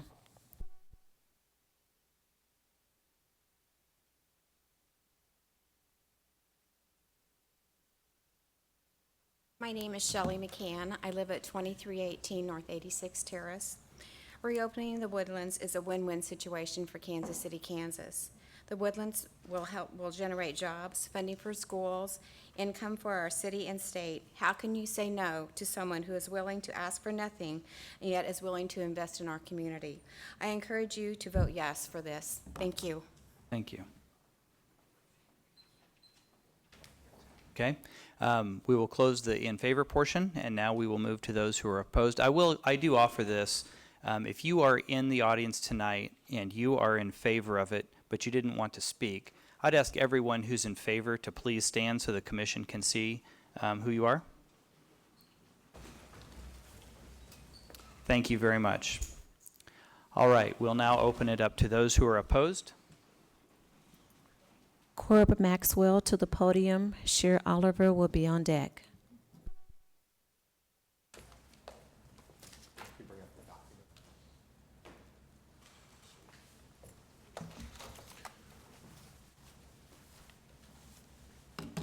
Thank you, Mr. Mayor, members of the Commission. Corb Maxwell for the Polsinelli firm appearing today on behalf of Kansas Entertainment. I would like to take some time to talk about the substance of the application, but before we get to the substance of the application, I have to bring before the Commission's attention the serious procedural defects that this application has in front of it. We made a quick application when we found this all out after 5 o'clock this afternoon, but what you see in orange is the outline of the Woodlands property. What you see in yellow is if that was the property that was made for the SUP, what should have been noticed. Unfortunately, what you see in green is the application that is before you today and was brought forward by Lathrop and Gage and Mr. Ruffin. Now, they made a statement that what this was only just, we were trying to follow the boundaries of 1989. We wanted to keep it exactly what it is. That's not what this is at all. This is gerrymandering. This is absolutely 100% gerrymandering. Do you know what happens when you move in those green lines and you move them 250 feet off of the boundary of your property? What you do is you take away the notice and protest rights of the people of Wyandotte County. You are trying to go against the Kansas statutes and the UG code of providing proper notice, proper procedure, and proper ability to come and protest and comment on this application. I have never seen anything like this. I don't know what happened in 1989. I don't know why it was done that way, but this is not how we do applications in 2016. And even more to the problem, this property now is owned by the unified government, and this property down here is right-of-way. If I would bring forward this type of application on any other private development in this community, Rob would throw me out of the office. You have 1 minute, sir. I would absolutely not have a chance to present, but here we're doing backflips to try to let them to present. And why are we doing that? We don't have a site plan. We don't have a traffic plan. We have a 30-year-old facility that never had 24-hour operation in it. This is a complete change circumstances. This violates the golden factors. But why are we doing this? Why do we have to rush this forward? Why do we have to push this?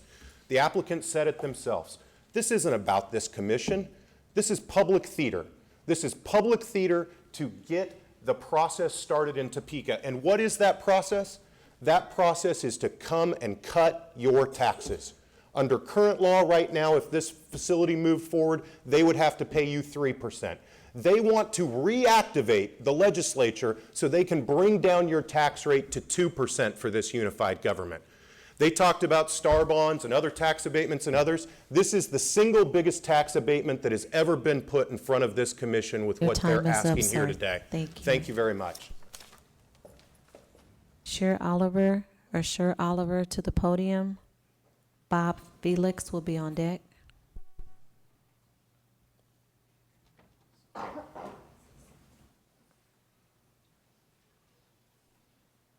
Sherry Oliver. Is Ms. Oliver in the room? Okay, I do not see Ms. Oliver moving forward. Mr. Felix, you can come to the podium. Kelly Chamberlain will be on deck. Robert Felix, 6639 Berry Road. I'm here in regards to this thing I got today. I don't know how many of you have got it. So I'm here to demand fairness for the taxpayers. In the last 51 years where we lived at, the taxes in Wyandotte County has went up every year but one. And ever since you started the west side development, we've paid out the rear. Now, I was in the wooden building here a while back, and he won't have to worry about tearing it down. It's falling down, like everything else you guys all approve. The taxpayers are paying the bills for everything, and you guys sit here and don't do a darn thing about it. Get out of here and get in your cars and drive around town and look at the roads, look at the streets. We don't even have sidewalks. You annexed us in 82 or 83 with all kinds of promises, and you ain't did a damn thing since then. We still look the same now as we did then. You come out to patch my road, you throw it down with a shovel, and I think you can jump up and down on it with your feet. I'm paying taxes for nothing except for the deals you guys are building out there. You build streets into the Legends and them, they dead end, they ain't even nothing on them. You don't even come out there and clean the ditches out of my house, and the water runs right down in our front door. It's messed my garage up, it's messing the house up, and every time I say something about it, well, we don't know what we can do about it. You swept the streets since I've been out there one time. You don't do nothing but stick your hand out. Well, I'm damned hard to put money in your hand. If I can find somebody dumb enough to buy that and stay in Wyandotte County, they're dumber than I thought they was, I'll sell it to them. Yeah, I got a picture if you want to see it. I've tried to sell it. And as soon as they say, is this in Wyandotte County? I said, yeah, forget it. And you're telling me about how great Wyandotte County is?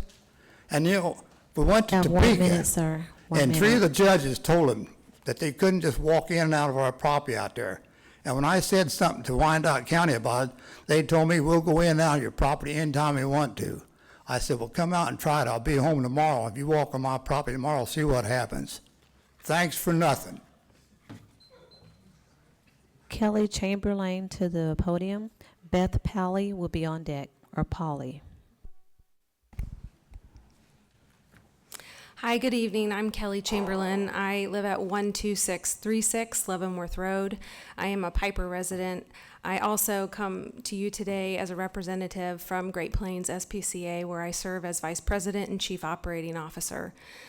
I am all for economic development. I am all for more money going into our school district. I am here strictly to get clarification and to hear in the summation comments whether or not Greyhound racing will be a part of the Woodlands. I am not in favor of Greyhound racing, and I want to encourage anyone on this committee to do their research and really understand what happens if that does become a possibility out at the Woodlands racetrack. These dogs are bred to race. They're born on a breeding farm. They are usually given anabolic steroids to enhance their performance. A lot of them test positive for prohibitive substances. They live in kennels 20 hours out of the day, and they race about 300 days a year.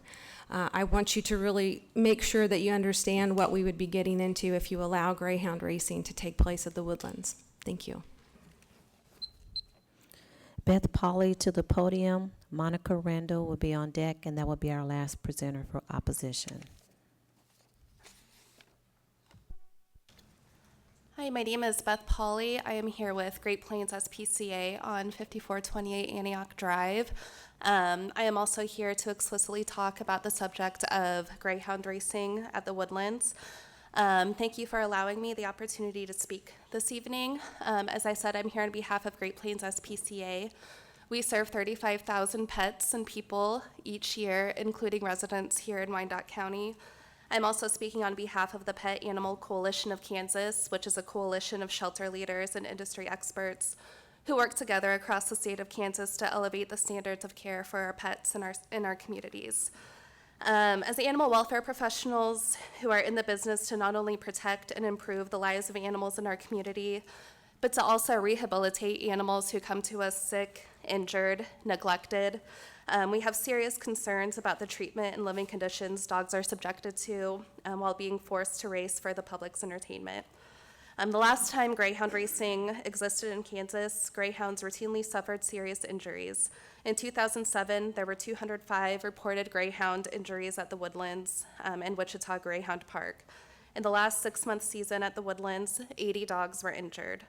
When the dogs are retired from racing, they are likely to be turned over to shelters and rescues, or worse, killed because they are no longer profitable. The consequences of reviving this already failed industry would be felt by greyhounds, nonprofit shelters and rescues, and the community as a whole. I am respectfully asking the Board of Commissioners to uphold the recommendations of the Wyandotte County Planning Commission to reject the permit to reopen the Woodlands for greyhound dog racing. Thank you. Monica Randall to the podium.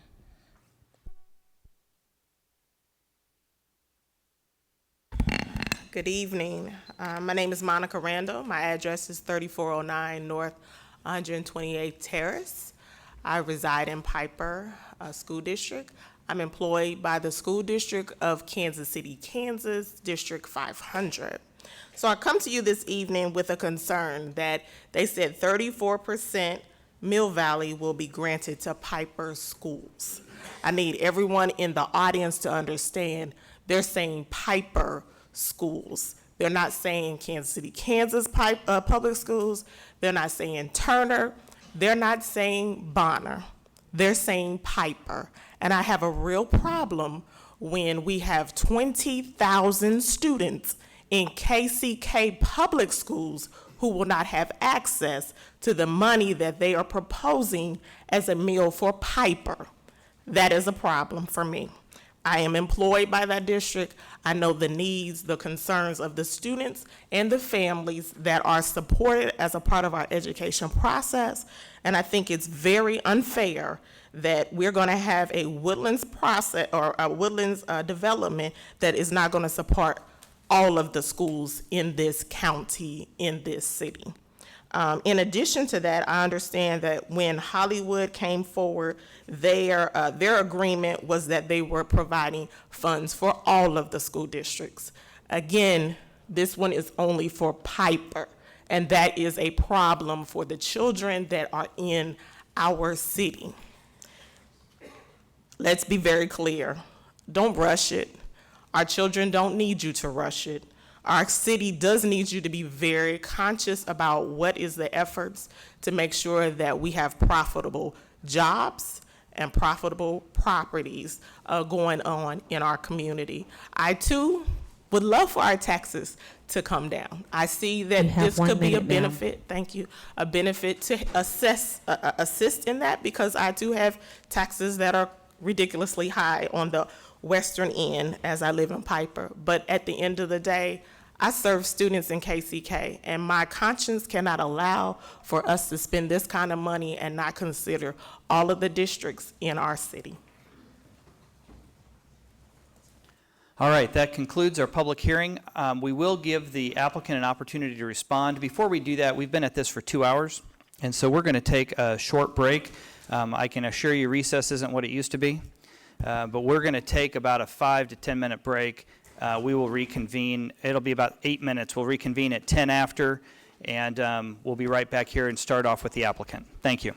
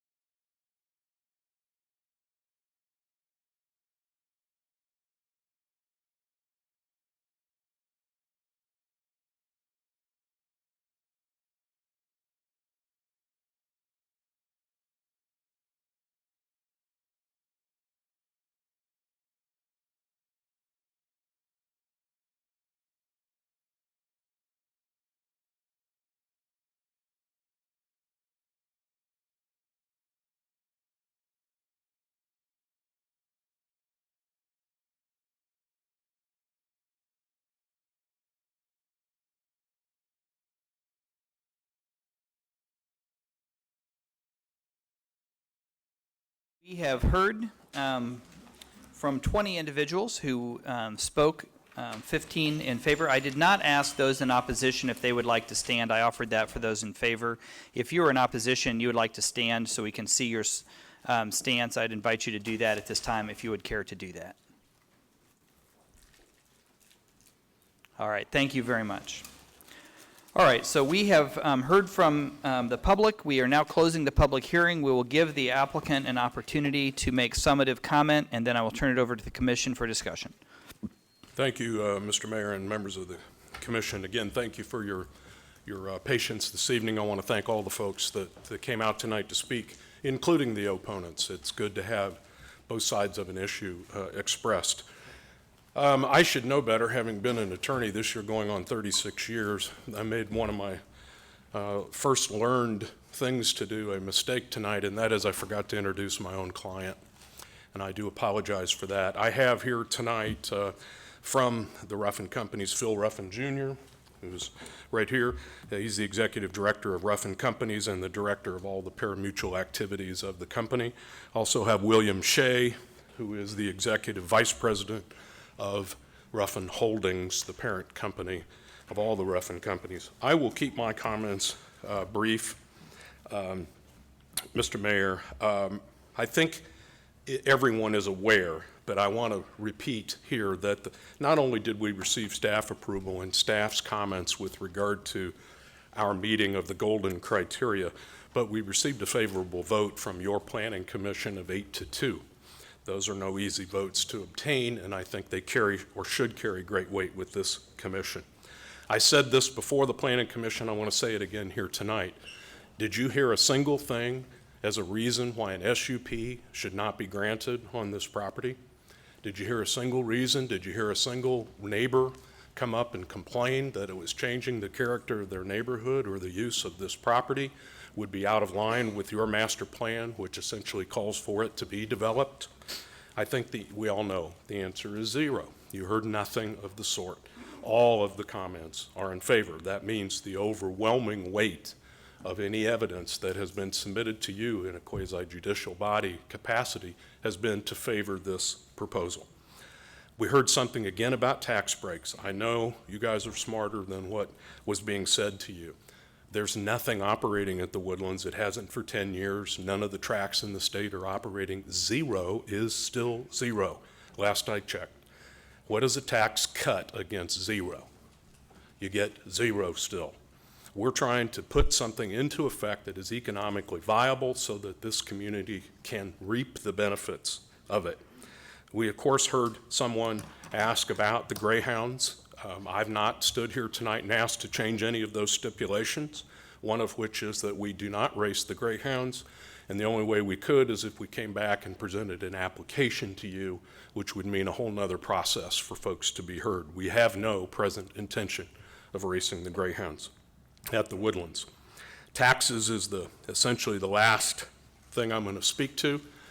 Taxes and various other givings, if you will. I know you know this, but for the record, again, we're not in a competitive bidding situation.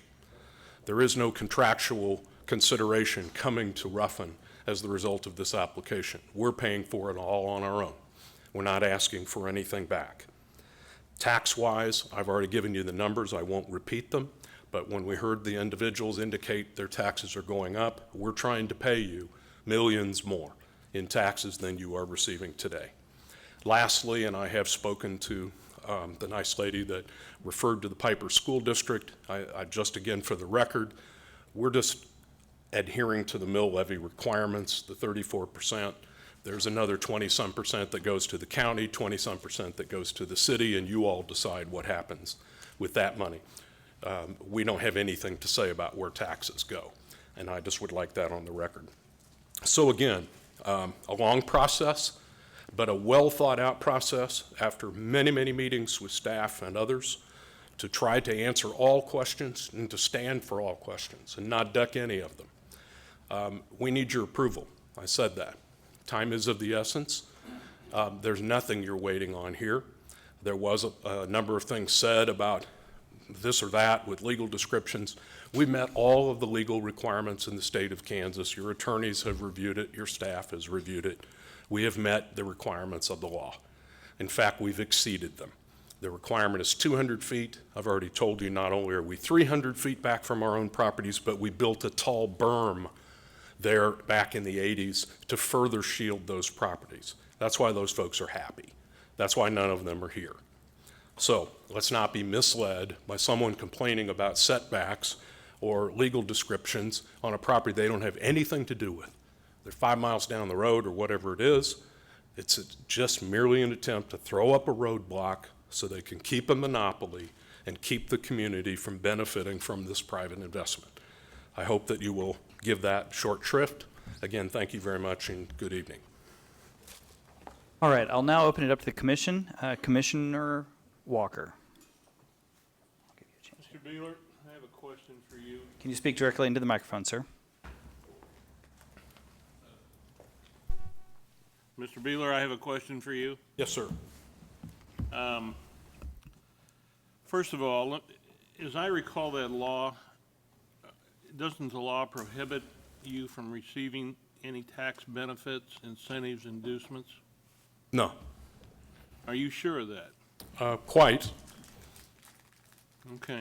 I was almost positive that the law prohibited you, the horse tracks, and the casinos from receiving any tax breaks to begin with. Well, I could be wrong. And I will not test my 30-year-old memory of that law, even though I had something to do with writing it.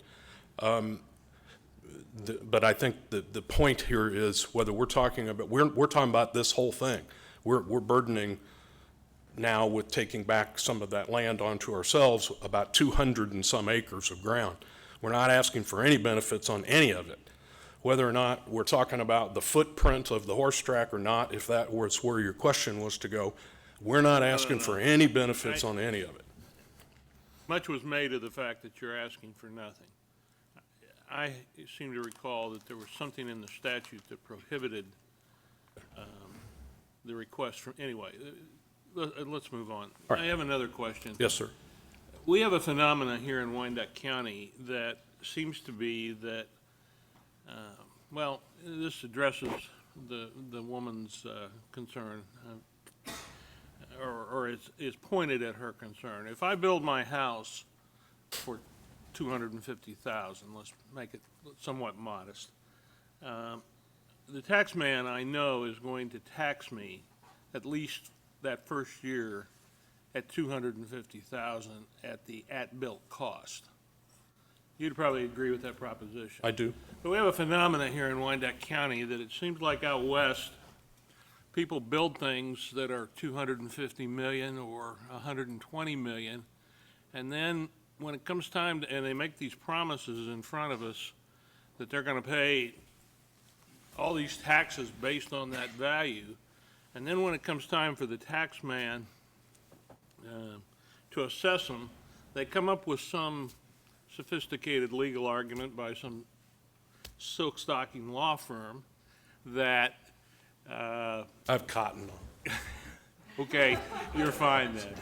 That for some unique reason, the buildings, and I could give you an example of one that was built for roughly $120 million, and I think they're paying taxes on a value of about $35 million because I believe their argument went like this: the building was so big that nobody in their right mind would ever buy a building like that except them. Now, you've made these promises that we're going to get this $70 million and all this money is going to go to Piper. I understand the law puts you in the Piper School District. To the extent that you can commit your client, I mean, are we going to have this fight with you the minute this thing gets done, that you get assessed at $70 million? Because that's what you're telling us. Maybe that's not the actual number, but let's just say that it is. And we tax you at $70 million. Are you guys going to go to tax court right away and tell us that because this is, near to Wyandotte County Lake, you might flood so nobody else would ever buy it, or some other absurdity? I mean, virtually every property in Village West protests their taxes every year. Sure. And I think it's certainly a fair statement to say that many commercial building owners do protest over time because the valuation of their building in the real market in terms of what it could buy or sell for either goes up or down, depending on circumstances and need, use, whatever you may call it. When you build specialty buildings, I don't care if it's the T-Bone Stadium or Sporting or what it is, they have specialty values that attach to them. There's not the same market there is for the four-cornered store down on the corner.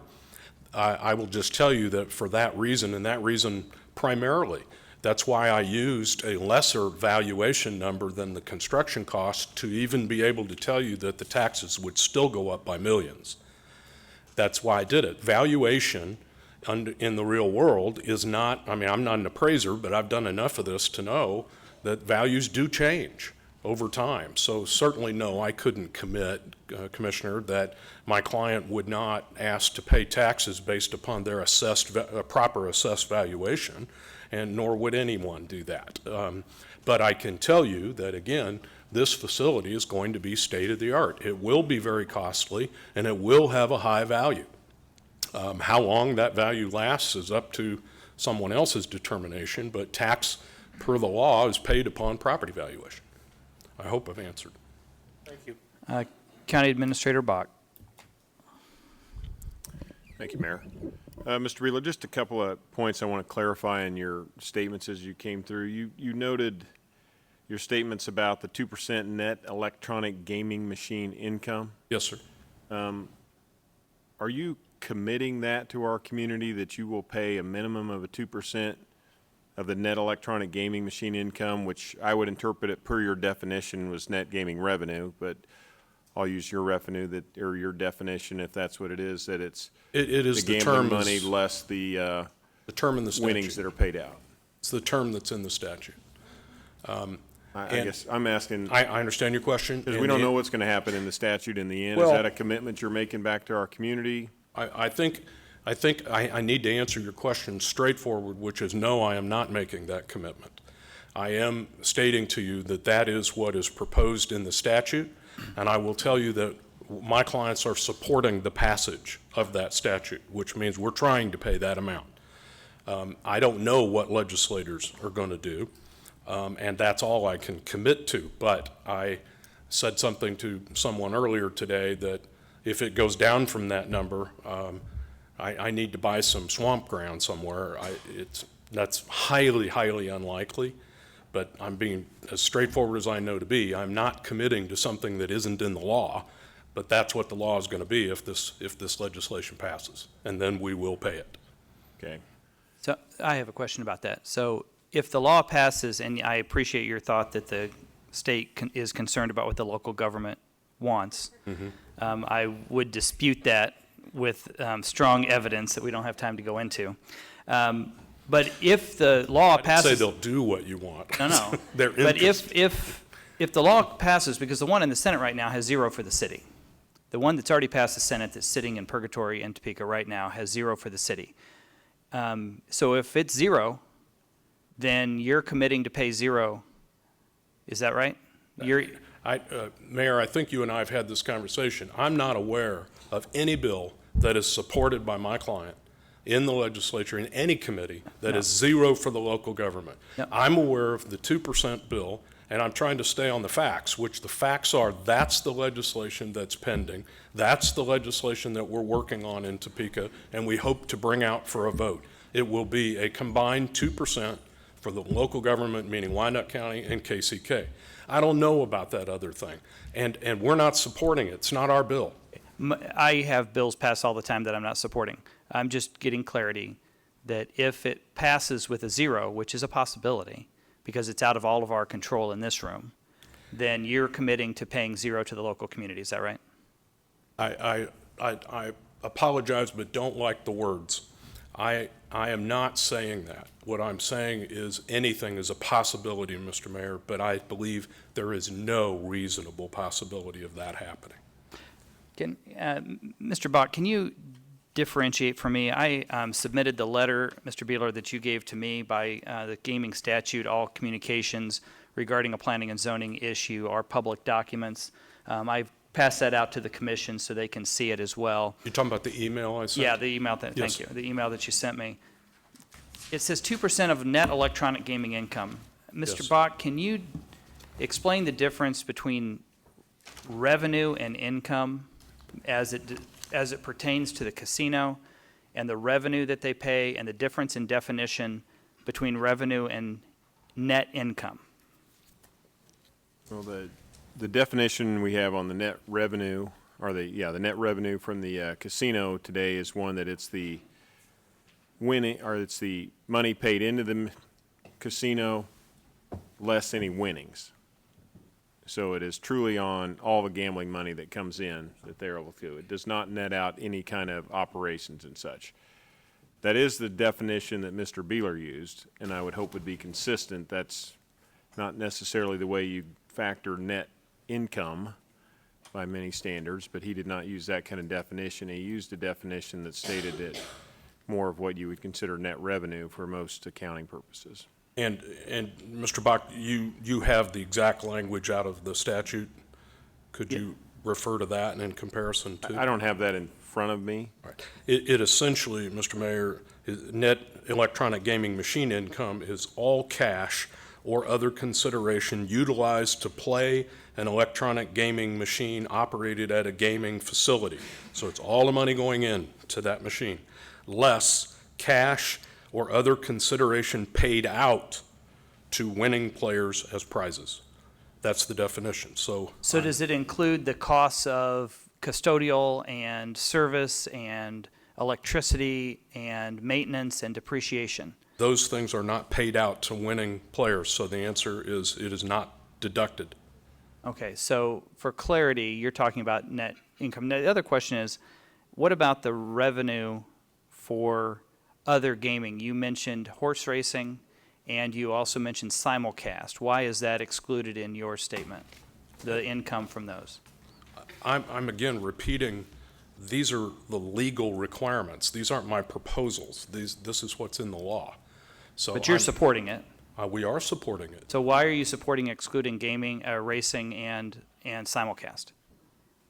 I guess, Mayor, it's all how you word. It's not what you say, but how you say it, if you will. And we're not supporting excluding anything. We're supporting a law that was drafted by other people that provides what the takeouts should be. Racing itself, I've already told you, is a significant cost expense. Racing is not the bell cow to the success of a racino. Slots are, and I've said that over and over. The slot income is such that it is there and has a percentage of it that can be carved away for these benefits. To do it any other way on other things, you may be actually adding to the loss. I described it to one commissioner as like food and beverage operations in some, like in a country club. They're a loss leader. It's something you have to have, but you get it to get people there that spend their money on other things. Here, the slots are the revenue generator. The entertainment is hopefully a revenue generator, all to support that other use of racing, which draws the patrons. Thank It's you. a business proposition. I think you've answered my question. Mr. Bach? Okay, just my next question was on the, you had pledged $100,000 to Unified Government for the grant, community grants. The Is that a funds. commitment on your end? I didn't hear you. Is that a commitment on your end? Yes, it or- is. Okay. And then I just wanted to clarify when you said, because you said this a minute ago, $70 million construction value? Is that $70 million construction value or $70 million All in. includes the cost of ground? It includes, it's all in. It's cost of ground So it's as a minimum investment. more around $50 million of construction 55. value? 55, 56. Okay. Thank you. Commissioner Townsend. Thank you, Mayor. Good evening, Mr. Beeler. I just have a few questions for clarity's sake, and some of these may be more appropriate for you to respond to or possibly staff, so just here they are. And I'll start with some notes I took on what I believe that you mentioned about the number of jobs Yes. that the Racino would bring, and the number 500 was mentioned. Yes. Now, in the material that I read, it appears that there would be racing, horse racing, no more than 69 days out of the year. So my question is, with this 500 jobs, what happens on that 70th day with that estimate? Are we talking about 500 jobs for 365 days a year, or that number drops to 200 once there's no more racing? There is a seasonal aspect to that. However, racing seasons are spread out, typically not consecutively, but over a period of time of good weather. And as I think I mentioned, if I didn't, I should have, the exact number of our racing days, while we will have some minimums, are subject to approval by the Racing and Gaming Commission. We have to submit, they tell us when we can race and when we can't. But it does impact the job situation. So, again, my question is, what is the impact then? If you're saying 500 jobs would be brought in by this, when you're not in the racing season, which according to what I'm reading at this point is no more than 69 days a year, what does that 500 number look like? All I can speak to is the prior Woodlands experience of many years ago. We had about 800 jobs when both tracks were operating, the greyhounds and the horses, and the jobs would drop about half in the off-season. You do have temporary help. They don't go away. In other words, completely. You have people working their horses, things like that, to where some of those jobs are essentially year-round, but many are not, and they're only during race periods. So it does drop. I don't have a specific number for you this evening. I could develop that, but I think that answers your question. But that's a good indication, just so it's clear to a lot of people listening that there is some impact. It's not 500 jobs for the whole 365 days with this. Okay. The other question I had is, and this happened before, because this brings us here tonight, hope you're successful with the racing. What if you're not? And what is in the stipulation? And this is where staff may be helpful. I'm looking at the stipulations that are on pages 22 and 23. Is this racino contingent upon, this configuration contingent upon having racing there all the time? Or heaven forbid that something happens and it's not as successful, the racing part. What does that do to the SUP? Commissioner Townsend, the way the stipulation is written is that if either electronic gaming or horse racing discontinues for a period of 18 months, the special use permit would expire. So it is contingent upon both of them happening. So if their, for instance, if their last horse race was on December 31st of 2016, and they didn't hold another horse race for 18 months, which would get you to July of 18-ish, the permit would expire in July of 18 because they hadn't held a horse race for 18 months. Okay, and by the horse racing, we're meaning actual secretariat. I can go out there and touch them, see them, not something on the screen. That is horse racing, yes. Okay, all right. Let's see.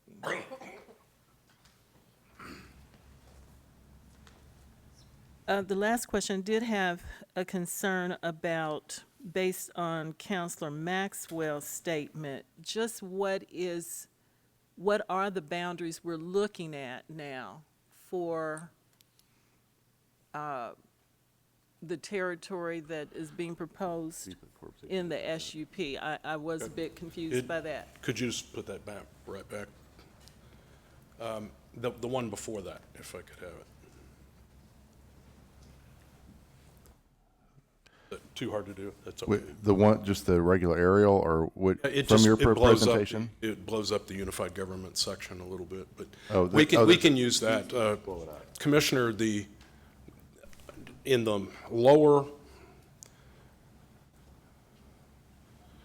in your lower left-hand quadrant, you can see the access road coming off of 99th and curving up to the parking lot. Do you see that right there? Yes. All right. There is a orange line running right along that road, up to that parking lot, then back to the east, right there, and then back out to Leavenworth Road. The property that is to the inside towards the track, all the rest of it, out to the green line, wherever it is the special use permit. What we are excluding is what is inside that orange line right there. I've just agreed to take that out of it, and it stays zoned as it is. It's unified government property that, quite honestly, we hope to own one day in the future, but we are not burdening that with the special use permit, so it will just stay as is. We're just dropping it out. Well, let me use the color coding. Okay. As Counselor did, I understood a little better. So the green boundaries are what is included in this SUP application. The green boundary everything inside the green boundary was a special use legal description that has been in place since 1989. What about the boundary that is coded yellow? Was that part of the territory of the Woodlands in '89? Yes, if you go to the green, and look, the Woodlands physical property owned by the Woodlands back at the beginning went out to the roadways on all the quadrants, every one of them. We only burdened the special use on property that was over 300 feet set back in. That's where I mentioned I built the berms in order to provide separation from the neighborhood and provide further privacy. So we're not changing that anywhere along 99th, all the way around, it still remains that green line. What happened in the interim was when the Grace family owned the property that is now the unified government's, they didn't pay their taxes. And that property went to tax sale, just that little piece that I described for you inside the access roads, that 35 acres.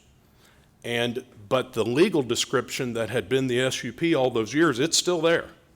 That hasn't changed. So what I'm doing is cleaning that up by saying I'm going to back it up and take that line all the way back to where he has the arrow. In other words, I'm burdening less of this total property. The application began as 317 acres. It will now be roughly 272 acres, something like that.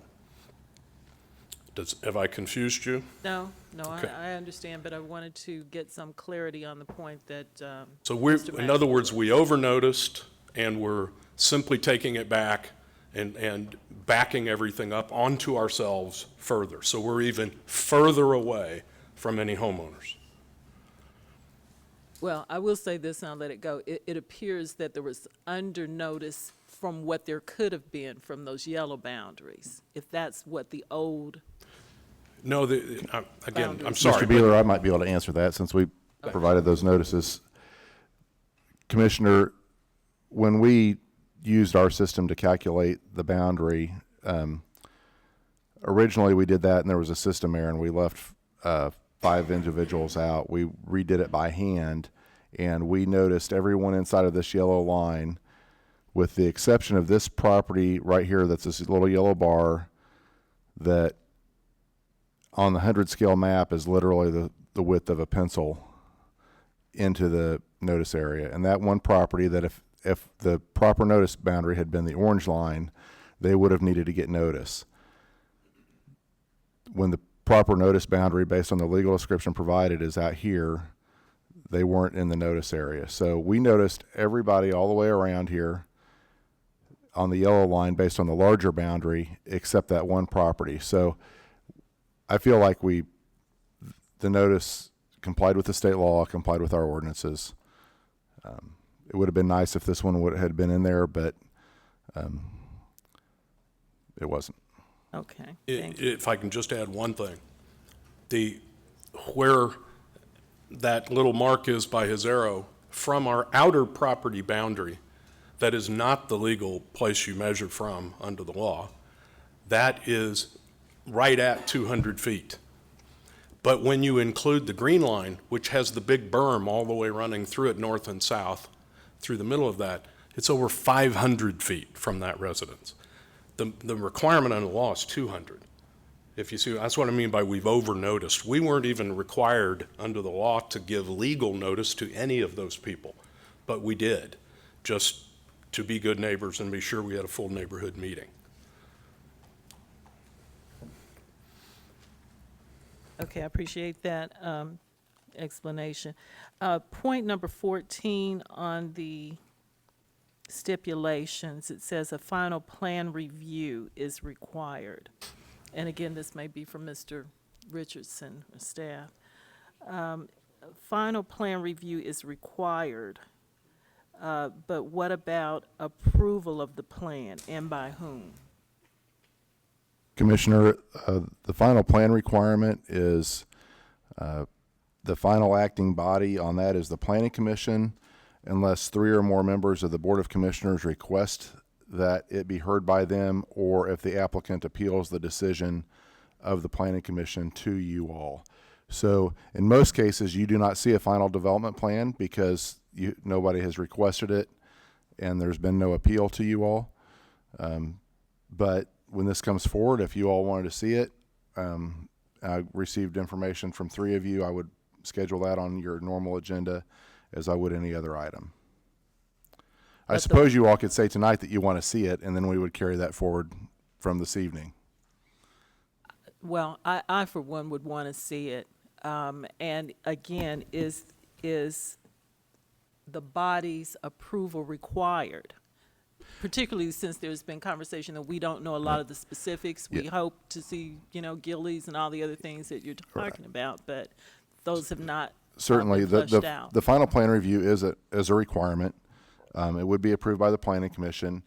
And Mr. Beeler's testimony at the Planning Commission was that the basic layout of this site, the horse track was going to stay where it was. They would either rebuild the building in place or scrape it and rebuild it in place for the horse track.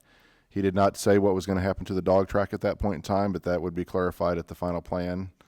I believe that, and I'm taking this from my memory, I didn't just read it out of the minutes, but Mr. Beeler might be able to clarify that for you. The parking is generally going to stay where it is. The entrances are going to stay where it is. So really, in my opinion, what we'll be looking at is enhanced landscaping and the architecture of the final architecture of the building. I have a quick question. In terms of stipulating, are there 3 commissioners here tonight that would like to stipulate that you'd like to see this final plan back in front of you by a show of hands? All right, we have 5, so if we can take that record. We will schedule that, sir. Thank you. We will read that into the record that 5 commissioners have indicated they would like that to come back to this body. Please continue. Well, that took care of some clarification from my part. I did just want to make the statement, and it's been, I guess, alluded to before. We are, as the fellow commissioners and myself, will have the opportunity this year to allocate $110,000 each one of us to different community organizations, and that's a powerful tool. So my concern is that while competition is great, that an entity that has been providing that opportunity to the community is not so, I guess, burdened or taxed that the community loses the benefit and we as commissioners lose the benefit to do that without this new entity coming to the table with something similar.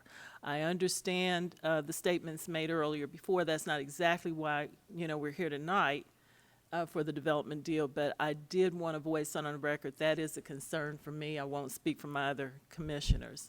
I hope you're successful, but I hope Hollywood continues to be because of what they have done and continue to do. Thank you. Thank you, Commissioner Murguia. Thank you very much, Mayor. I'd just like to say, I don't have any questions. I'd just like to state for the public record that I have a professional relationship with the Council for Hollywood Casino, Corb Maxwell, and I also have a professional relationship with Council Pete Peterson representing the Woodlands. I've been assured by our legal counsel and our administrator that there is still no issue in me voting tonight as a result of that, but I wanted to make sure that was full disclosure on the record tonight. Thank you. Commissioner Bynum. I have a question, Mr. Richardson, starting with you. On page 39. Commissioner, could you bring the microphone a little bit closer, please? On page 39 of the packet regarding just this item, we speak to it starts on 38, and it says proposed stipulations.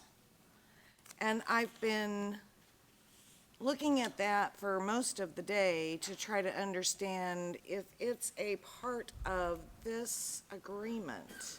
It's very detailed. Commissioner Bynum, this set of proposed stipulations was submitted to the Planning Commission by the opposition as potential stipulations that they requested that the Planning Commission enact verbatim as part of their stipulations. The Planning Commission considered these and came up with the stipulations That are above, that are okay. on pages 20, Okay. 23, 22 and 23. Okay, it's not marked as such, so it was confusing me a great deal, because it spoke apologies. directly to a development agreement. I need clarification.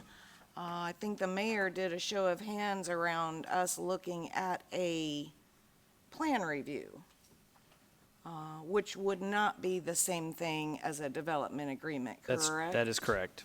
Okay. That would be contingent on passing the special use permit and then seeing the rest of the items come forward as the rest of the property is developed. Is that correct? Well, I'll defer this to Mr. Richardson to answer. I believe the plan review, development agreement, SUP are all different and independent of one another. Is that right? Correct, except in the fact that the special use permit would require the final plan review. So there is a relationship between those two, but otherwise they would be three separate actions. But theoretically, they could they could have a plan review, but many groups build in our community without a development agreement. Is that right? Correct. Okay. Okay. I want to be clear. I try in this role to be as prepared as I possibly can be to deal with these issues, and they do get complex. And I do have an appreciation for all of the comments that were heard here tonight. We, I think, are tasked with making the best possible decision we can make in these situations, and I still need more information. Mr. Beeler, is it the intention of your client to open only if the legislation that's pending in Topeka passes? In other words, is there any intention of opening under the current gaming law? I think it would be fair to say that that would not be economical. That's a no. That is a no. Okay. It was interesting to hear you say twice that our state legislature is looking to this body for guidance. It's my opinion, yes. And my opinion would be that that is not our experience over the last few years of working or trying to work with our state government. And I'll just give you a few examples of how that has not been the case for us. I'm probably familiar They with it. changed when we will hold our local elections. They placed a property tax lid on us, tying our hands to control our own destiny. Those are just a few of the things. They took away our ability to require prevailing wage on any job going on in our community. So I just want to be clear with you that that is not my experience. And if they are waiting for us for guidance, I wonder, why have we not heard from them? in any way, shape, or form. And I speak only for myself, but I did ask several of my fellow commissioners, and we've not had any conversation with them asking for any guidance on this issue. So I have to tell you, I'm not agreeing with that statement or that opinion, and I don't think anyone up here would. I perhaps should have chosen a different word. I don't think I said guidance, but if I did, I misspoke. You did. Because what I know, because they've told me so, is that they are looking very hard and very watchfully to see what this body does with the SUP application. I'm sure they're watching. I guess I see that as some guidance, but I appreciate very much and am very familiar with the lack of some of those conversations. And I will add to it and indicate to you that I have voiced my own displeasure with that and that I was not involved at those times. I am now, and I know our lobby team has spoken with legislators about these very issues and am trying to carry the water back and forth, if you will, as best I possibly can. I just needed to be very clear on that issue. Again, I think we all here want what is possibly the very best for our community. I personally think that includes a development agreement.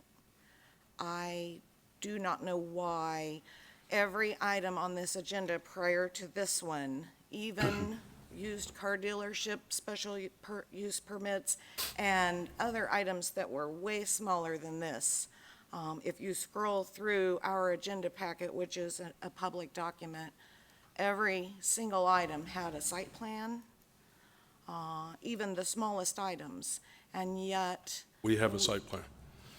you have what I call a map of your property.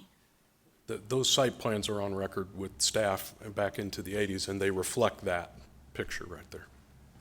I think we'll have to agree to disagree Okay. on that point. I appreciate that. The only other comment for me is, I do think that there is an impact to this community. I hope that if the SUP passes and then the legislation passes, that this can be a profitable experience for both you and us. But in the meantime, I can't help but be concerned about some of the community impact that could be faced by this community. I think Commissioner Townsend did speak to that to a degree in terms of the contributions that are made by Hollywood Casino to this community. I get concerned when I hear people speak, and I feel like they may not have entirely the correct information, and I don't mean you by any long shot, but I heard several proponents of this speak to items that I had no knowledge of, promises that were supposedly not kept by developers prior to you, but yet I have no idea what that means, and I'm not aware of any promise that wasn't kept. So it gets very confusing. Of course. But I think reality is there is an impact on this community of the things that Hollywood has brought forward. If we proceed and we agree to this, I am grateful to the commitment that you've made of the 100,000 into that same pool. So I will tell you that I am grateful for that commitment.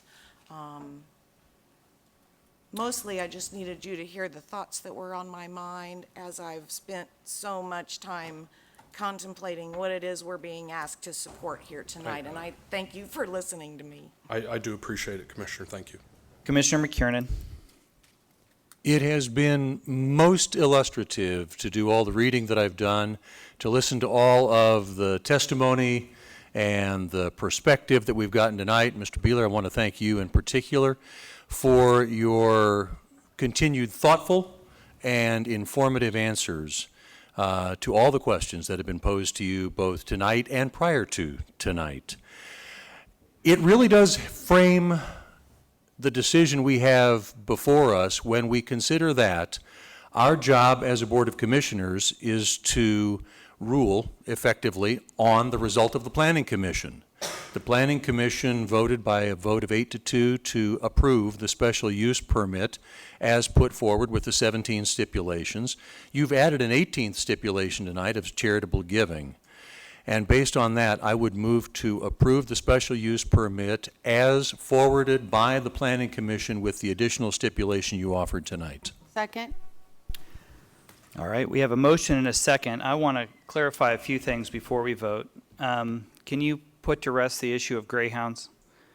Oh, I thought I did. I think you did too, but I want you to repeat it. Right. We have no present interest in greyhound racing at the Woodlands, and we have agreed to the stipulation that we would not include that as part of this SUP, and therefore, whether it was us or some other applicant that came to you, they would have to come back through a whole process for that. Thank you. By that, you mean you'll have to come back and get a new special use permit or an amended Yes, special sir. use permit before you race a greyhound dog? Absolutely. Because you're not racing greyhounds, sir. No.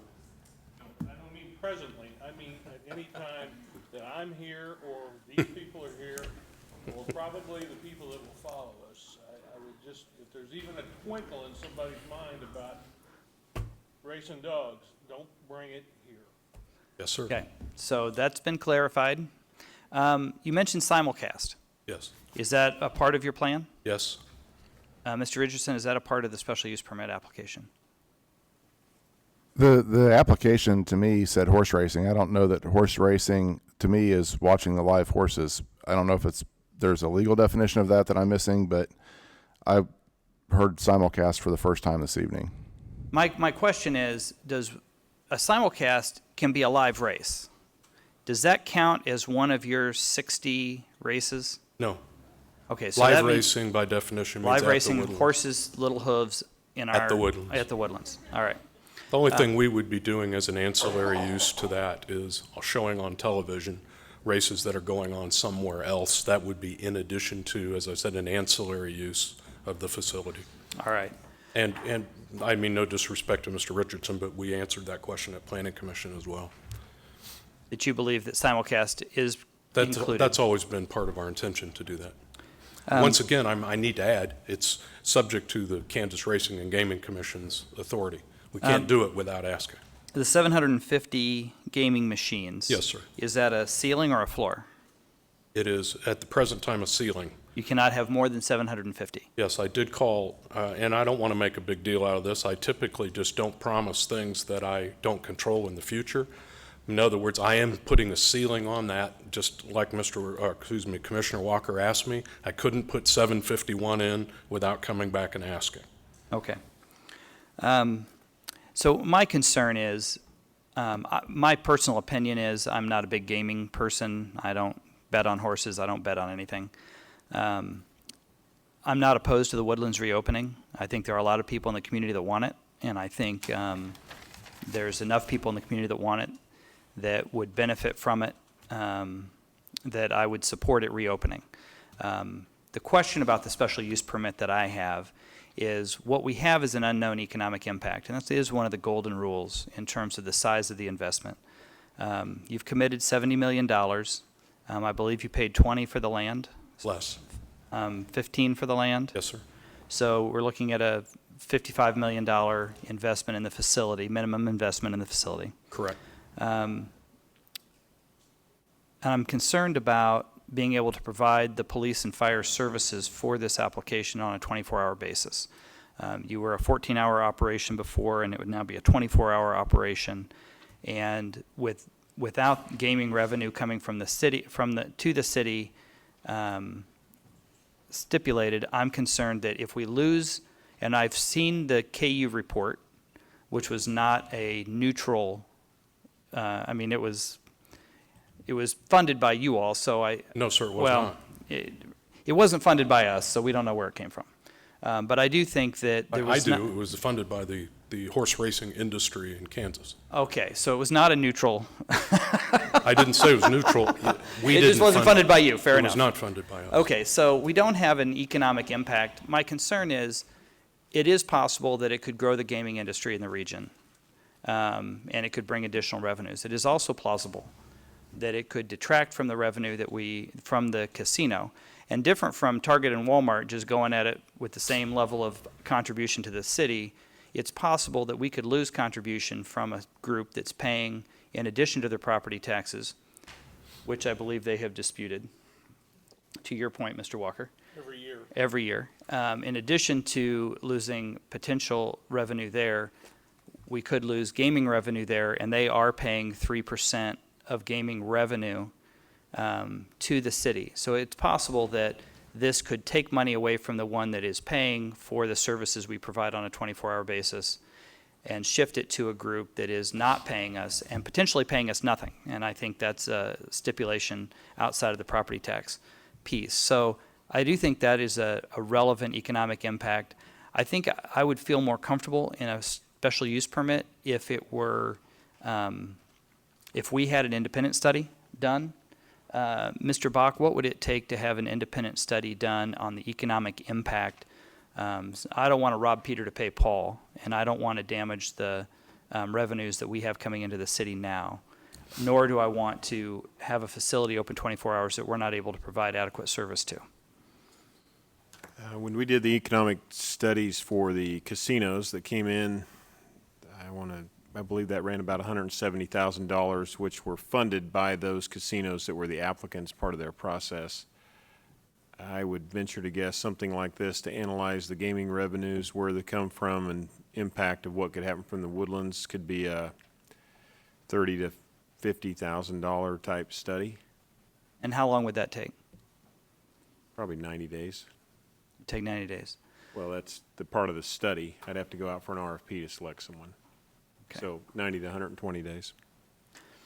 I mean, my concern would be making a decision. I don't feel rushed to make this decision. I do understand that there's a need for you all to take this to Topeka, more for political reasons really than practical reasons, because an SUP can be applied for at any time during the process. I understand why you want to bring it forward now.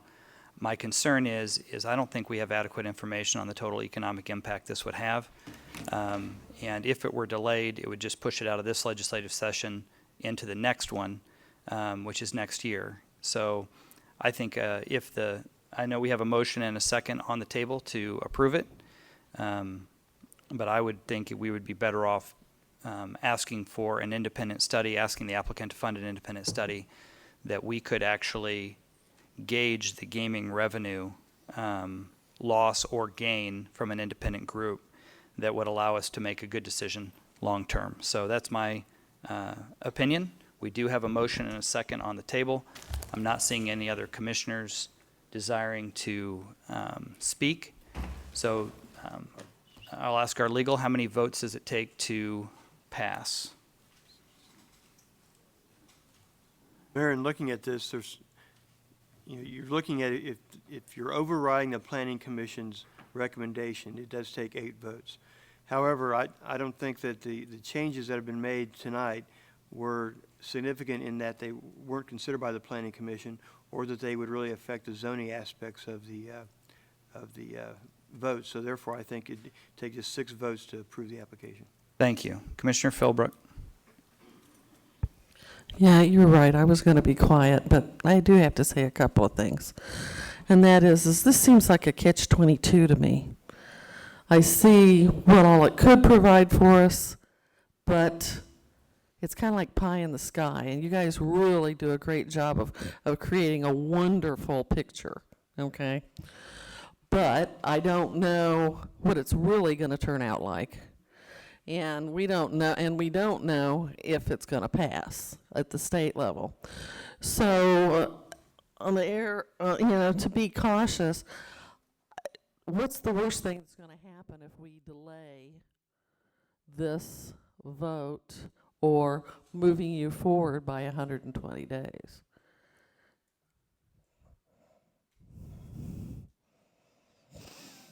There's a couple questions in one question there.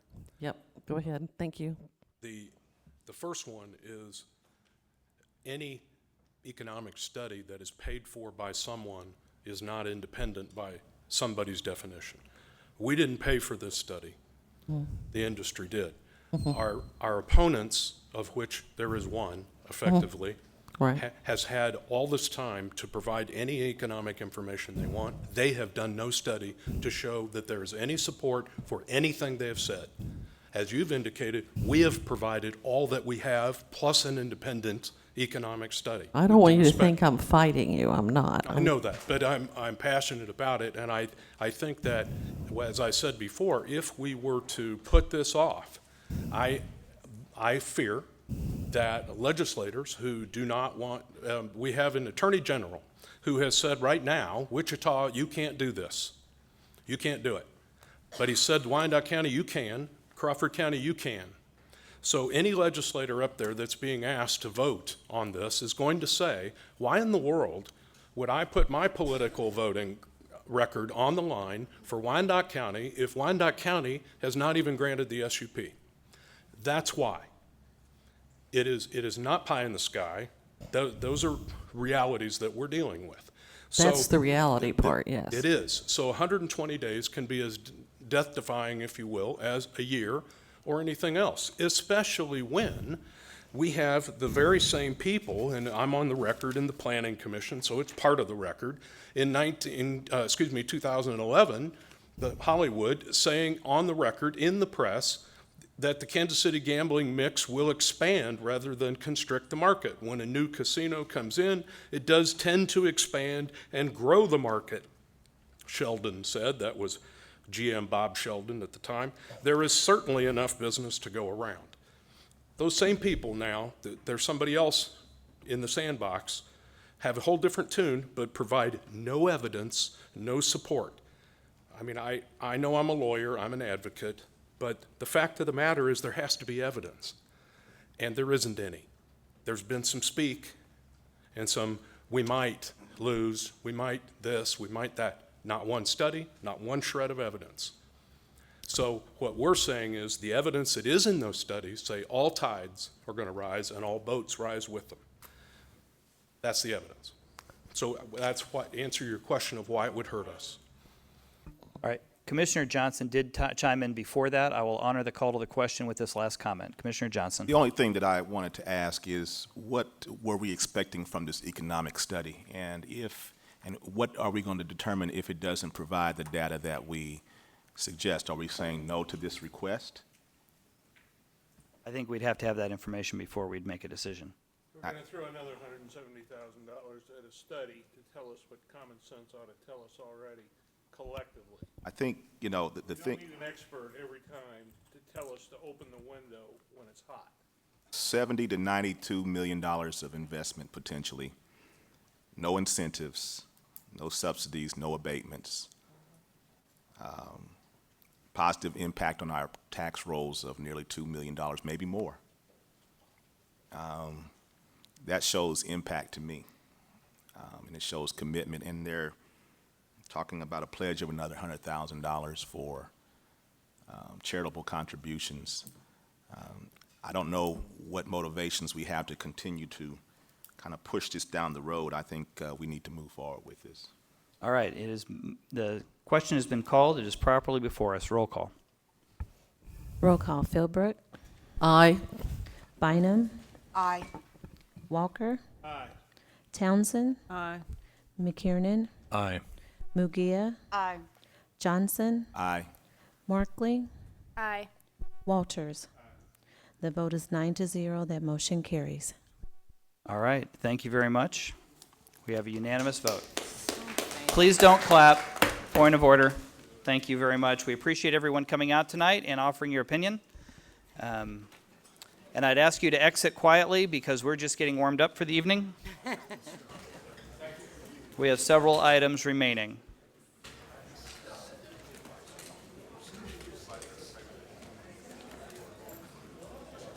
thought you didn't want that. You just want to blame me.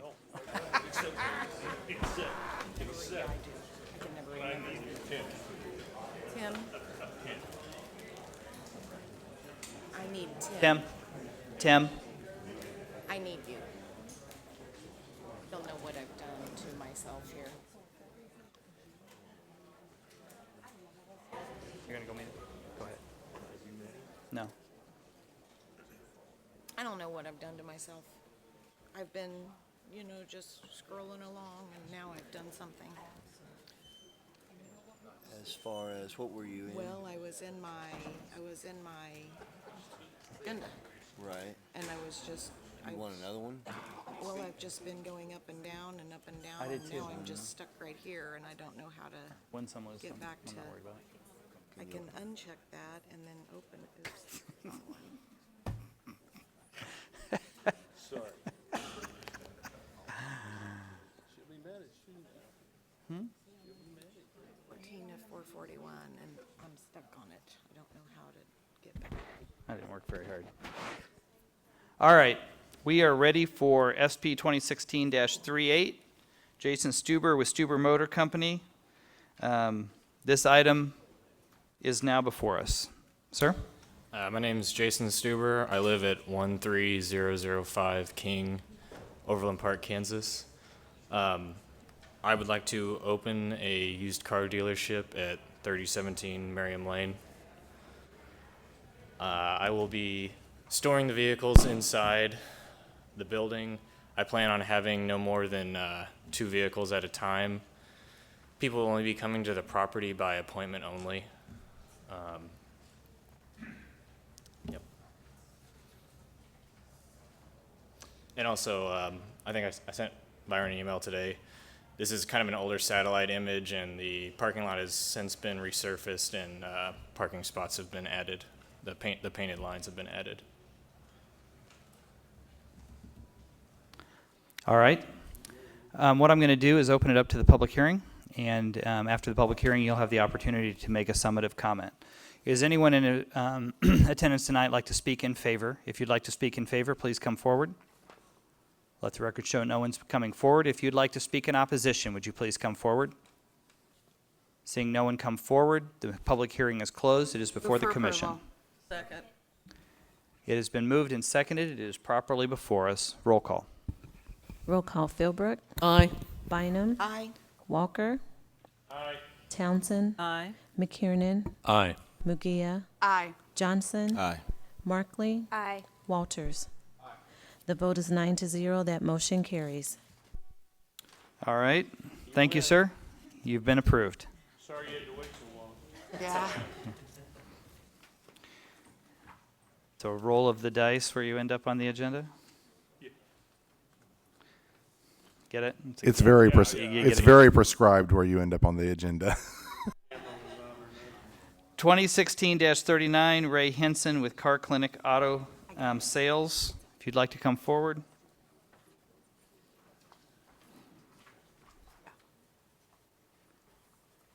Good evening. My name is Ray Henson. I live at 2401 North 61st Terrace, Kansas City, Kansas.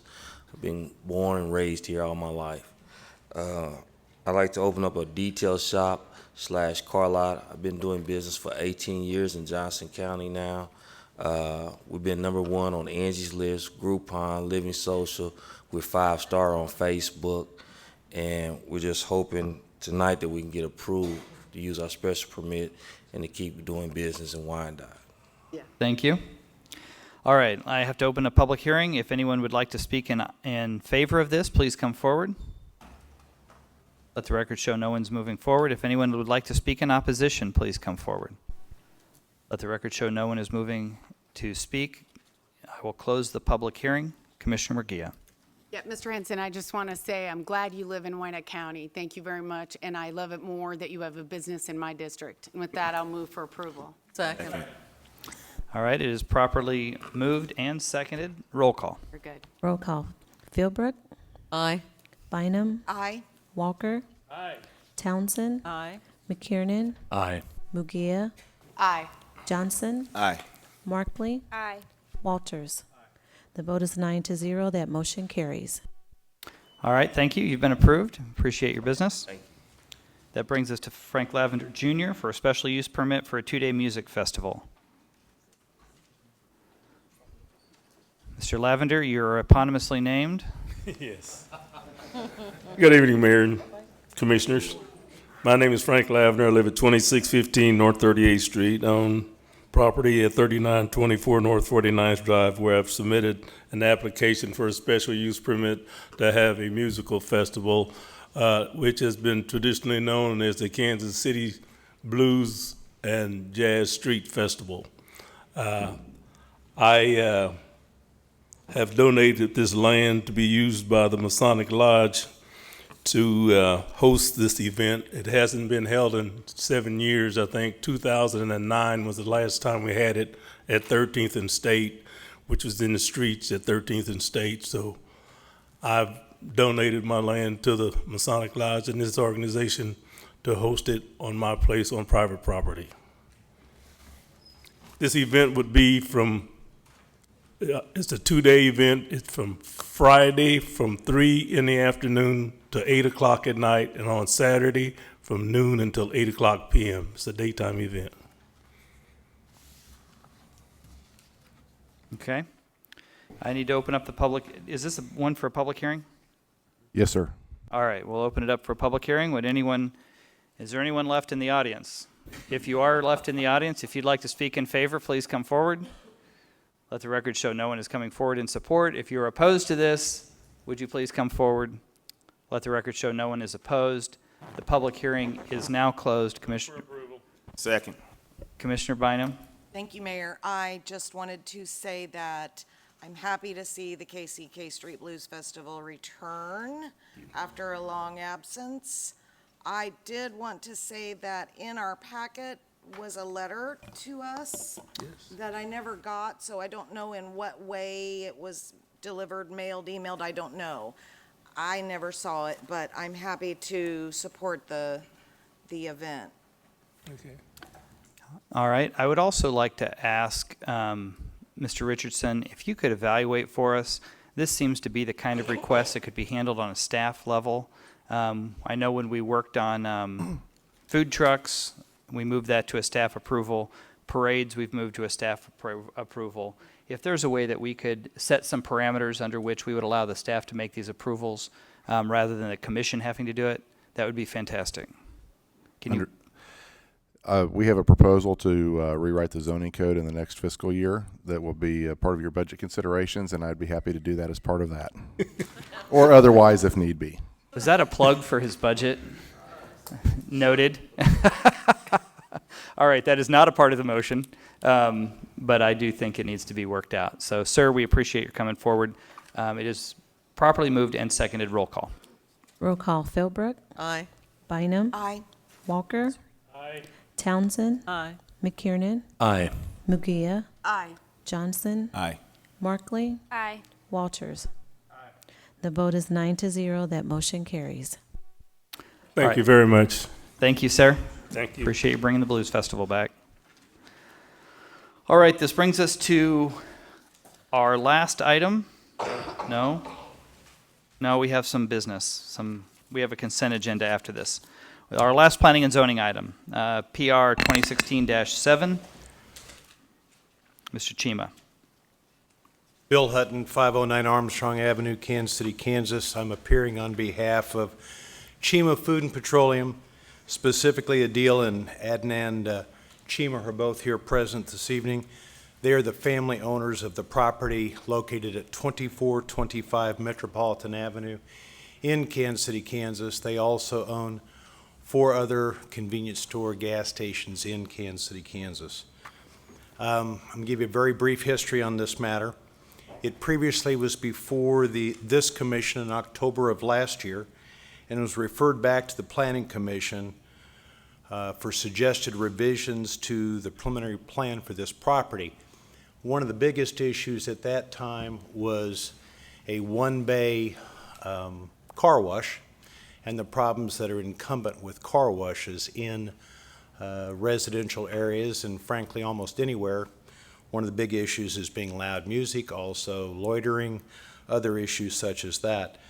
So the revised plans that were ultimately considered by the Planning Commission in April of this year included a significant change to the use of the property. The car wash is gone. The area where the car wash is located on that map It would be the building to the right, which is a retail building. At one point, it was a car wash, and it will be all completely converted to retail space. And we prepared and had an architect prepare significant plans to revise that entire property. We also had prepared significant plans to take care of the parking issues to ensure that the parking was such that it did not have basically what I would call, for lack of a better term, a drive-through type of attitude. All those matters were taken care of. We expanded and remodeled the convenience store, with a convenience store going 20 feet to the south, which enables us to basically have a larger store, have the ability to have better entrance, better access, and those kind of things. I would tell you that on March the 24th, a meeting was held at the Joe Amayo Argentine Community Center. That meeting was attended by 19 individuals, including Commissioner Mejia, and including at least one member of the Planning Commission. I certainly would, my position of the Planning Commission was, as there was good discourse, there was agreement to disagree, but one of the issues that had been discussed at the prior City Commission meeting and the Planning Commission meeting in October of 2015 was some real acrimony between the neighborhood and the owners of this convenience store because of some prior problems that occurred. I'm not going to sit here and tell you all those problems have been resolved, but I will tell you there has been dialogue, there was open discussion at that meeting, and I believe both of my clients answered questions, as well did I, and I submitted, and you have as part of the record, the minutes that I took from that meeting. And they are not verbatim minutes, which I'm sure that Commissioner Murguia would agree on, but I believe they do set out most of the questions that were asked, and many of those people who were concerned from the neighborhood did appear at the Planning Commission meeting. Those included Mr. and Mrs. Escobar, who I have talked with. They also included some other neighbors who reside in the immediate area. They're not here this evening, but I am sure they have contacted the commissioners, and I am certain that the commissioners have heard the concerns those individuals have. One of the things that, there were numerous stipulations that have been submitted before this plan could be reviewed, and I would tell you that my clients not only stipulated to those at the time of the Planning Commission, but we do likewise this evening. The first one is a requirement that, and this certainly makes good sense, that my clients attend 80% of the neighborhood meetings if this plan review is approved. Basically, I had a discussion with Mr. Escobar after the meeting, and those, as I understand, are held the third Tuesday of the month at the Argentine Library. So my clients have submitted and stipulated they will attend 80% of those meetings. The second thing that was submitted was that my clients provide a quarterly update on what is going on with the retail part of their business as well as the convenience store. And again, I don't think that'll be a problem. And if they're not able to do that themselves, then I'm sure that I will be the person who provides that information. My clients have provided the cell phone numbers for themselves if there are concerns, because right now the convenience store is closed. There is a phone shop operating in the retail space, but the convenience store itself is closed. We also entered into a maintenance agreement in October of 2015. We are still bound by that agreement, and that again is attached as part of the information you have with you this evening. The next stipulation was that my clients would be the owner-operators. As I advised the planning commissioners, at minimum, my clients are required to own and operate this property for 3 years under the loan that they have been approved for from the bank. I would tell you, my clients have given me authority to further stipulate that they will, as long as they own the property, they will continue to operate it. That does not prevent them from obviously selling the property at some point, but as long as they physically own the property, they will operate this convenience store, not the other retail portion of it, but they will operate the convenience store just as they currently do the other 4 properties in Kansas City, Kansas. The last thing that was requested was a no loud music policy on the property. That absolutely will be enforced. Not only will there be signs on that, but my clients will work with community policing to make sure that there is proper citing of the fairly heavy fine but non-moving violation for loud music on that property. And I believe that sets it out. I know you all have had a long evening. I certainly will answer any questions. This is a preliminary plan review, and so one of the things brought out by the planning department, and specifically Mr. Richardson, is the landscape plan. A landscape plan will be submitted by Craig Lubert, our architect. We do stipulate to having more than the 6 trees showed on this, which is 8 trees. We will meet the landscaping requirements. The current building facade information has been submitted and was submitted to the neighborhood group and the plans, and those again will have to be submitted to Mr. Richardson's office for final approval for the facades. And we are not showing this as being, it's not concrete block, it basically is different formats. It's all designed so that the convenience store and the retail establishment have a similar color format. And I believe, Mr. Richardson, those were provided to the planning staff. I don't know that they're available via a slide, but I know that they have been provided. All right, anything else? I don't believe so. Okay, I will now open the public hearing. If anyone would like to speak in favor of this, please step forward at this time. Seeing no one step forward, anyone in opposition, please step forward at this time. Let the record show no one has stepped forward for either. We'll now close the public hearing and open it to the commission. Commissioner Murguia. Thank you very much, Mayor. I'll try to keep my comments short. I know it's late. So I just want my fellow commissioners to know that the lack of attendance tonight isn't due to the lack of interest in this development deal by my constituents. They have asked me to represent them tonight, which I will do as I always do. They are not in favor of this. It's been very clear to Mr. Hutton and his clients that they are not in favor for a variety of reasons. But if our planning staff could maybe do a front view of the property as it currently exists, could you drag that down there? So while you're showing a front view of this development, it used to be a gas station and a car wash facility. In 2006, prior to me being elected up here as commissioner, the commissioner then, which is none of who is up here now, granted them permission to invest thousands of dollars in converting a car wash bay into retail space. As part of that agreement, which was unanimously approved, they had to do substantial landscaping and substantial improvements to the structure. None of that agreement was followed. As you can see, the Boost Mobile, where simply they slapped a glass front on the front of a car wash bay and rent it out now as retail space.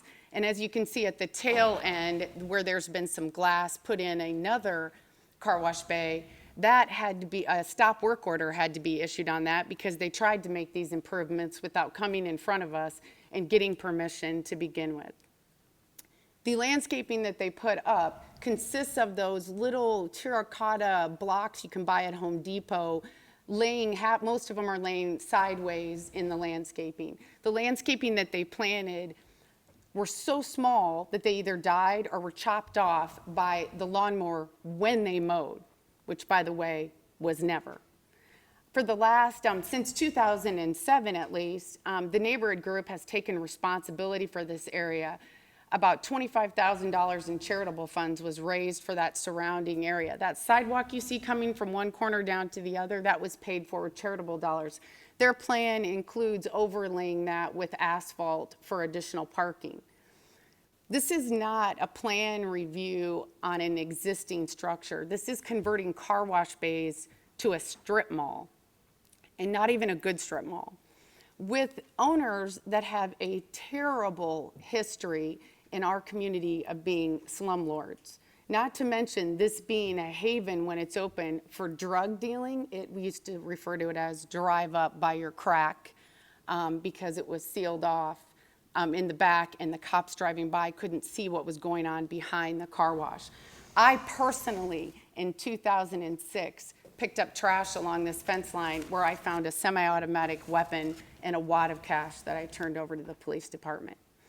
These owners are the epitome of slumlords. Our county should not tolerate this in my district or in any district in Wyandotte County. As in relation to the golden factors, I would tell you that turning a car wash bay is not a suitable use for this property. That is reason enough by our laws to not approve this plan review tonight. What they say and what they do are two different things. And believe me, that's unfortunate. I do not believe that Mr. Hutton's clients will invest $350,000 in this development. I don't believe they'll invest $30,000. So with that, I'd move to deny. Second. All right, it is properly before us. Commissioner McKiernan. Whoops, I just have a question. If they don't do anything, they still own the property, right? Yes. If they own the property and they pay their property taxes, they could effectively leave it sit just as it is. With what recourse would we have? Basically, I suppose code violations could be charged. My clients could reopen the gas station that's closed in the current setup that it is. We have other remedies. Hold on, can you page in? Well, and so that's kind of my question is, it seems to me that it can just stay there as it is, or they could invest in it with the idea of improving the property and improving their relationship with the neighborhood surrounding it. But there is nothing that would preclude them from maintaining that property in its current state as long as they pay their mortgage and pay their taxes. Would that be Right, correct? and we could operate, the gas station could reopen. Okay, Yes. thank you. And frankly, as far as I know, the car wash could reopen. Commissioner Walker. I think that there would be the potential for the civil remedy of nuisance, depending on what the evidence is that we gather. The continued use of it as a facility that drugs and other illegal activities are committed on also make it subject to criminal nuisance action by the district attorney. So the question is, with the development that's going on down there, is this what you want next to, by some reckoning, a dilapidated church that some people are trying to hold on as historic, symbolic of the second-class citizenship of the Mexican Americans that were here in the 50s and the 60s? So I live in that area, and long before Mr. Chima was involved in this site has a bad karma. I don't know if it's the proximity to any particular location. It has been a trouble spot in the community since I was 15 years old, and I hate to tell you how long ago that was. And I've never lived very far from it, so I'm pretty familiar with it. I've driven by it thousands of times. And it's not a place I would stop. Certainly never at night, and only if I was on the absolute bottom of my gas tank would I even consider it. So I agree with Commissioner McGee. I don't think I can't imagine a bank agreeing to put $350,000 into this. Which we But do I will have that accept loan it. commitment. I will accept that as true, but it'll be marginally improved for a little while, and then it'll deteriorate. Commissioner McKiernan.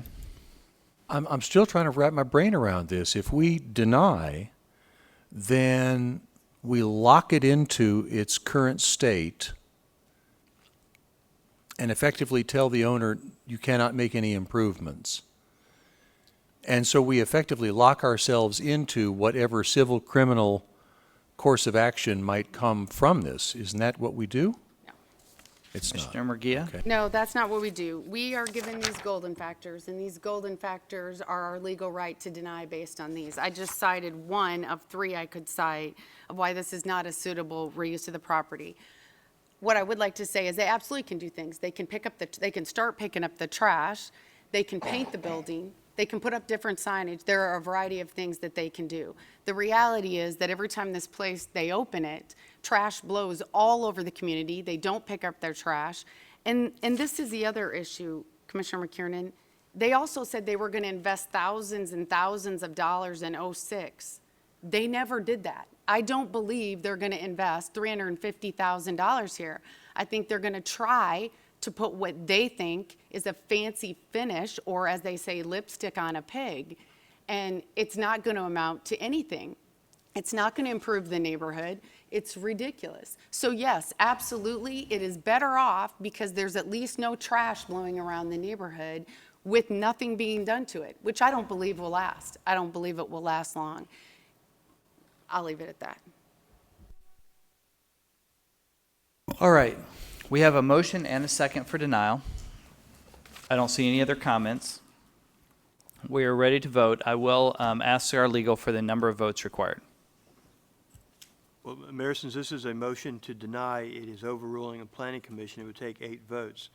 And I guess I'd like to make sure that we're clear that if you vote yes for this motion, your motion is to override the planning commission. That's right. A yes vote means no on the project, and that's often confusing, so we do need to clarify. And it does take 8 votes to override. So if you want to deny, vote yes. Roll call. Roll call. Philbrook, No. Bynum, Aye. Walker, Aye. Townsend, Aye. McKiernan, Aye. Mugia, Aye. Johnson, Yes.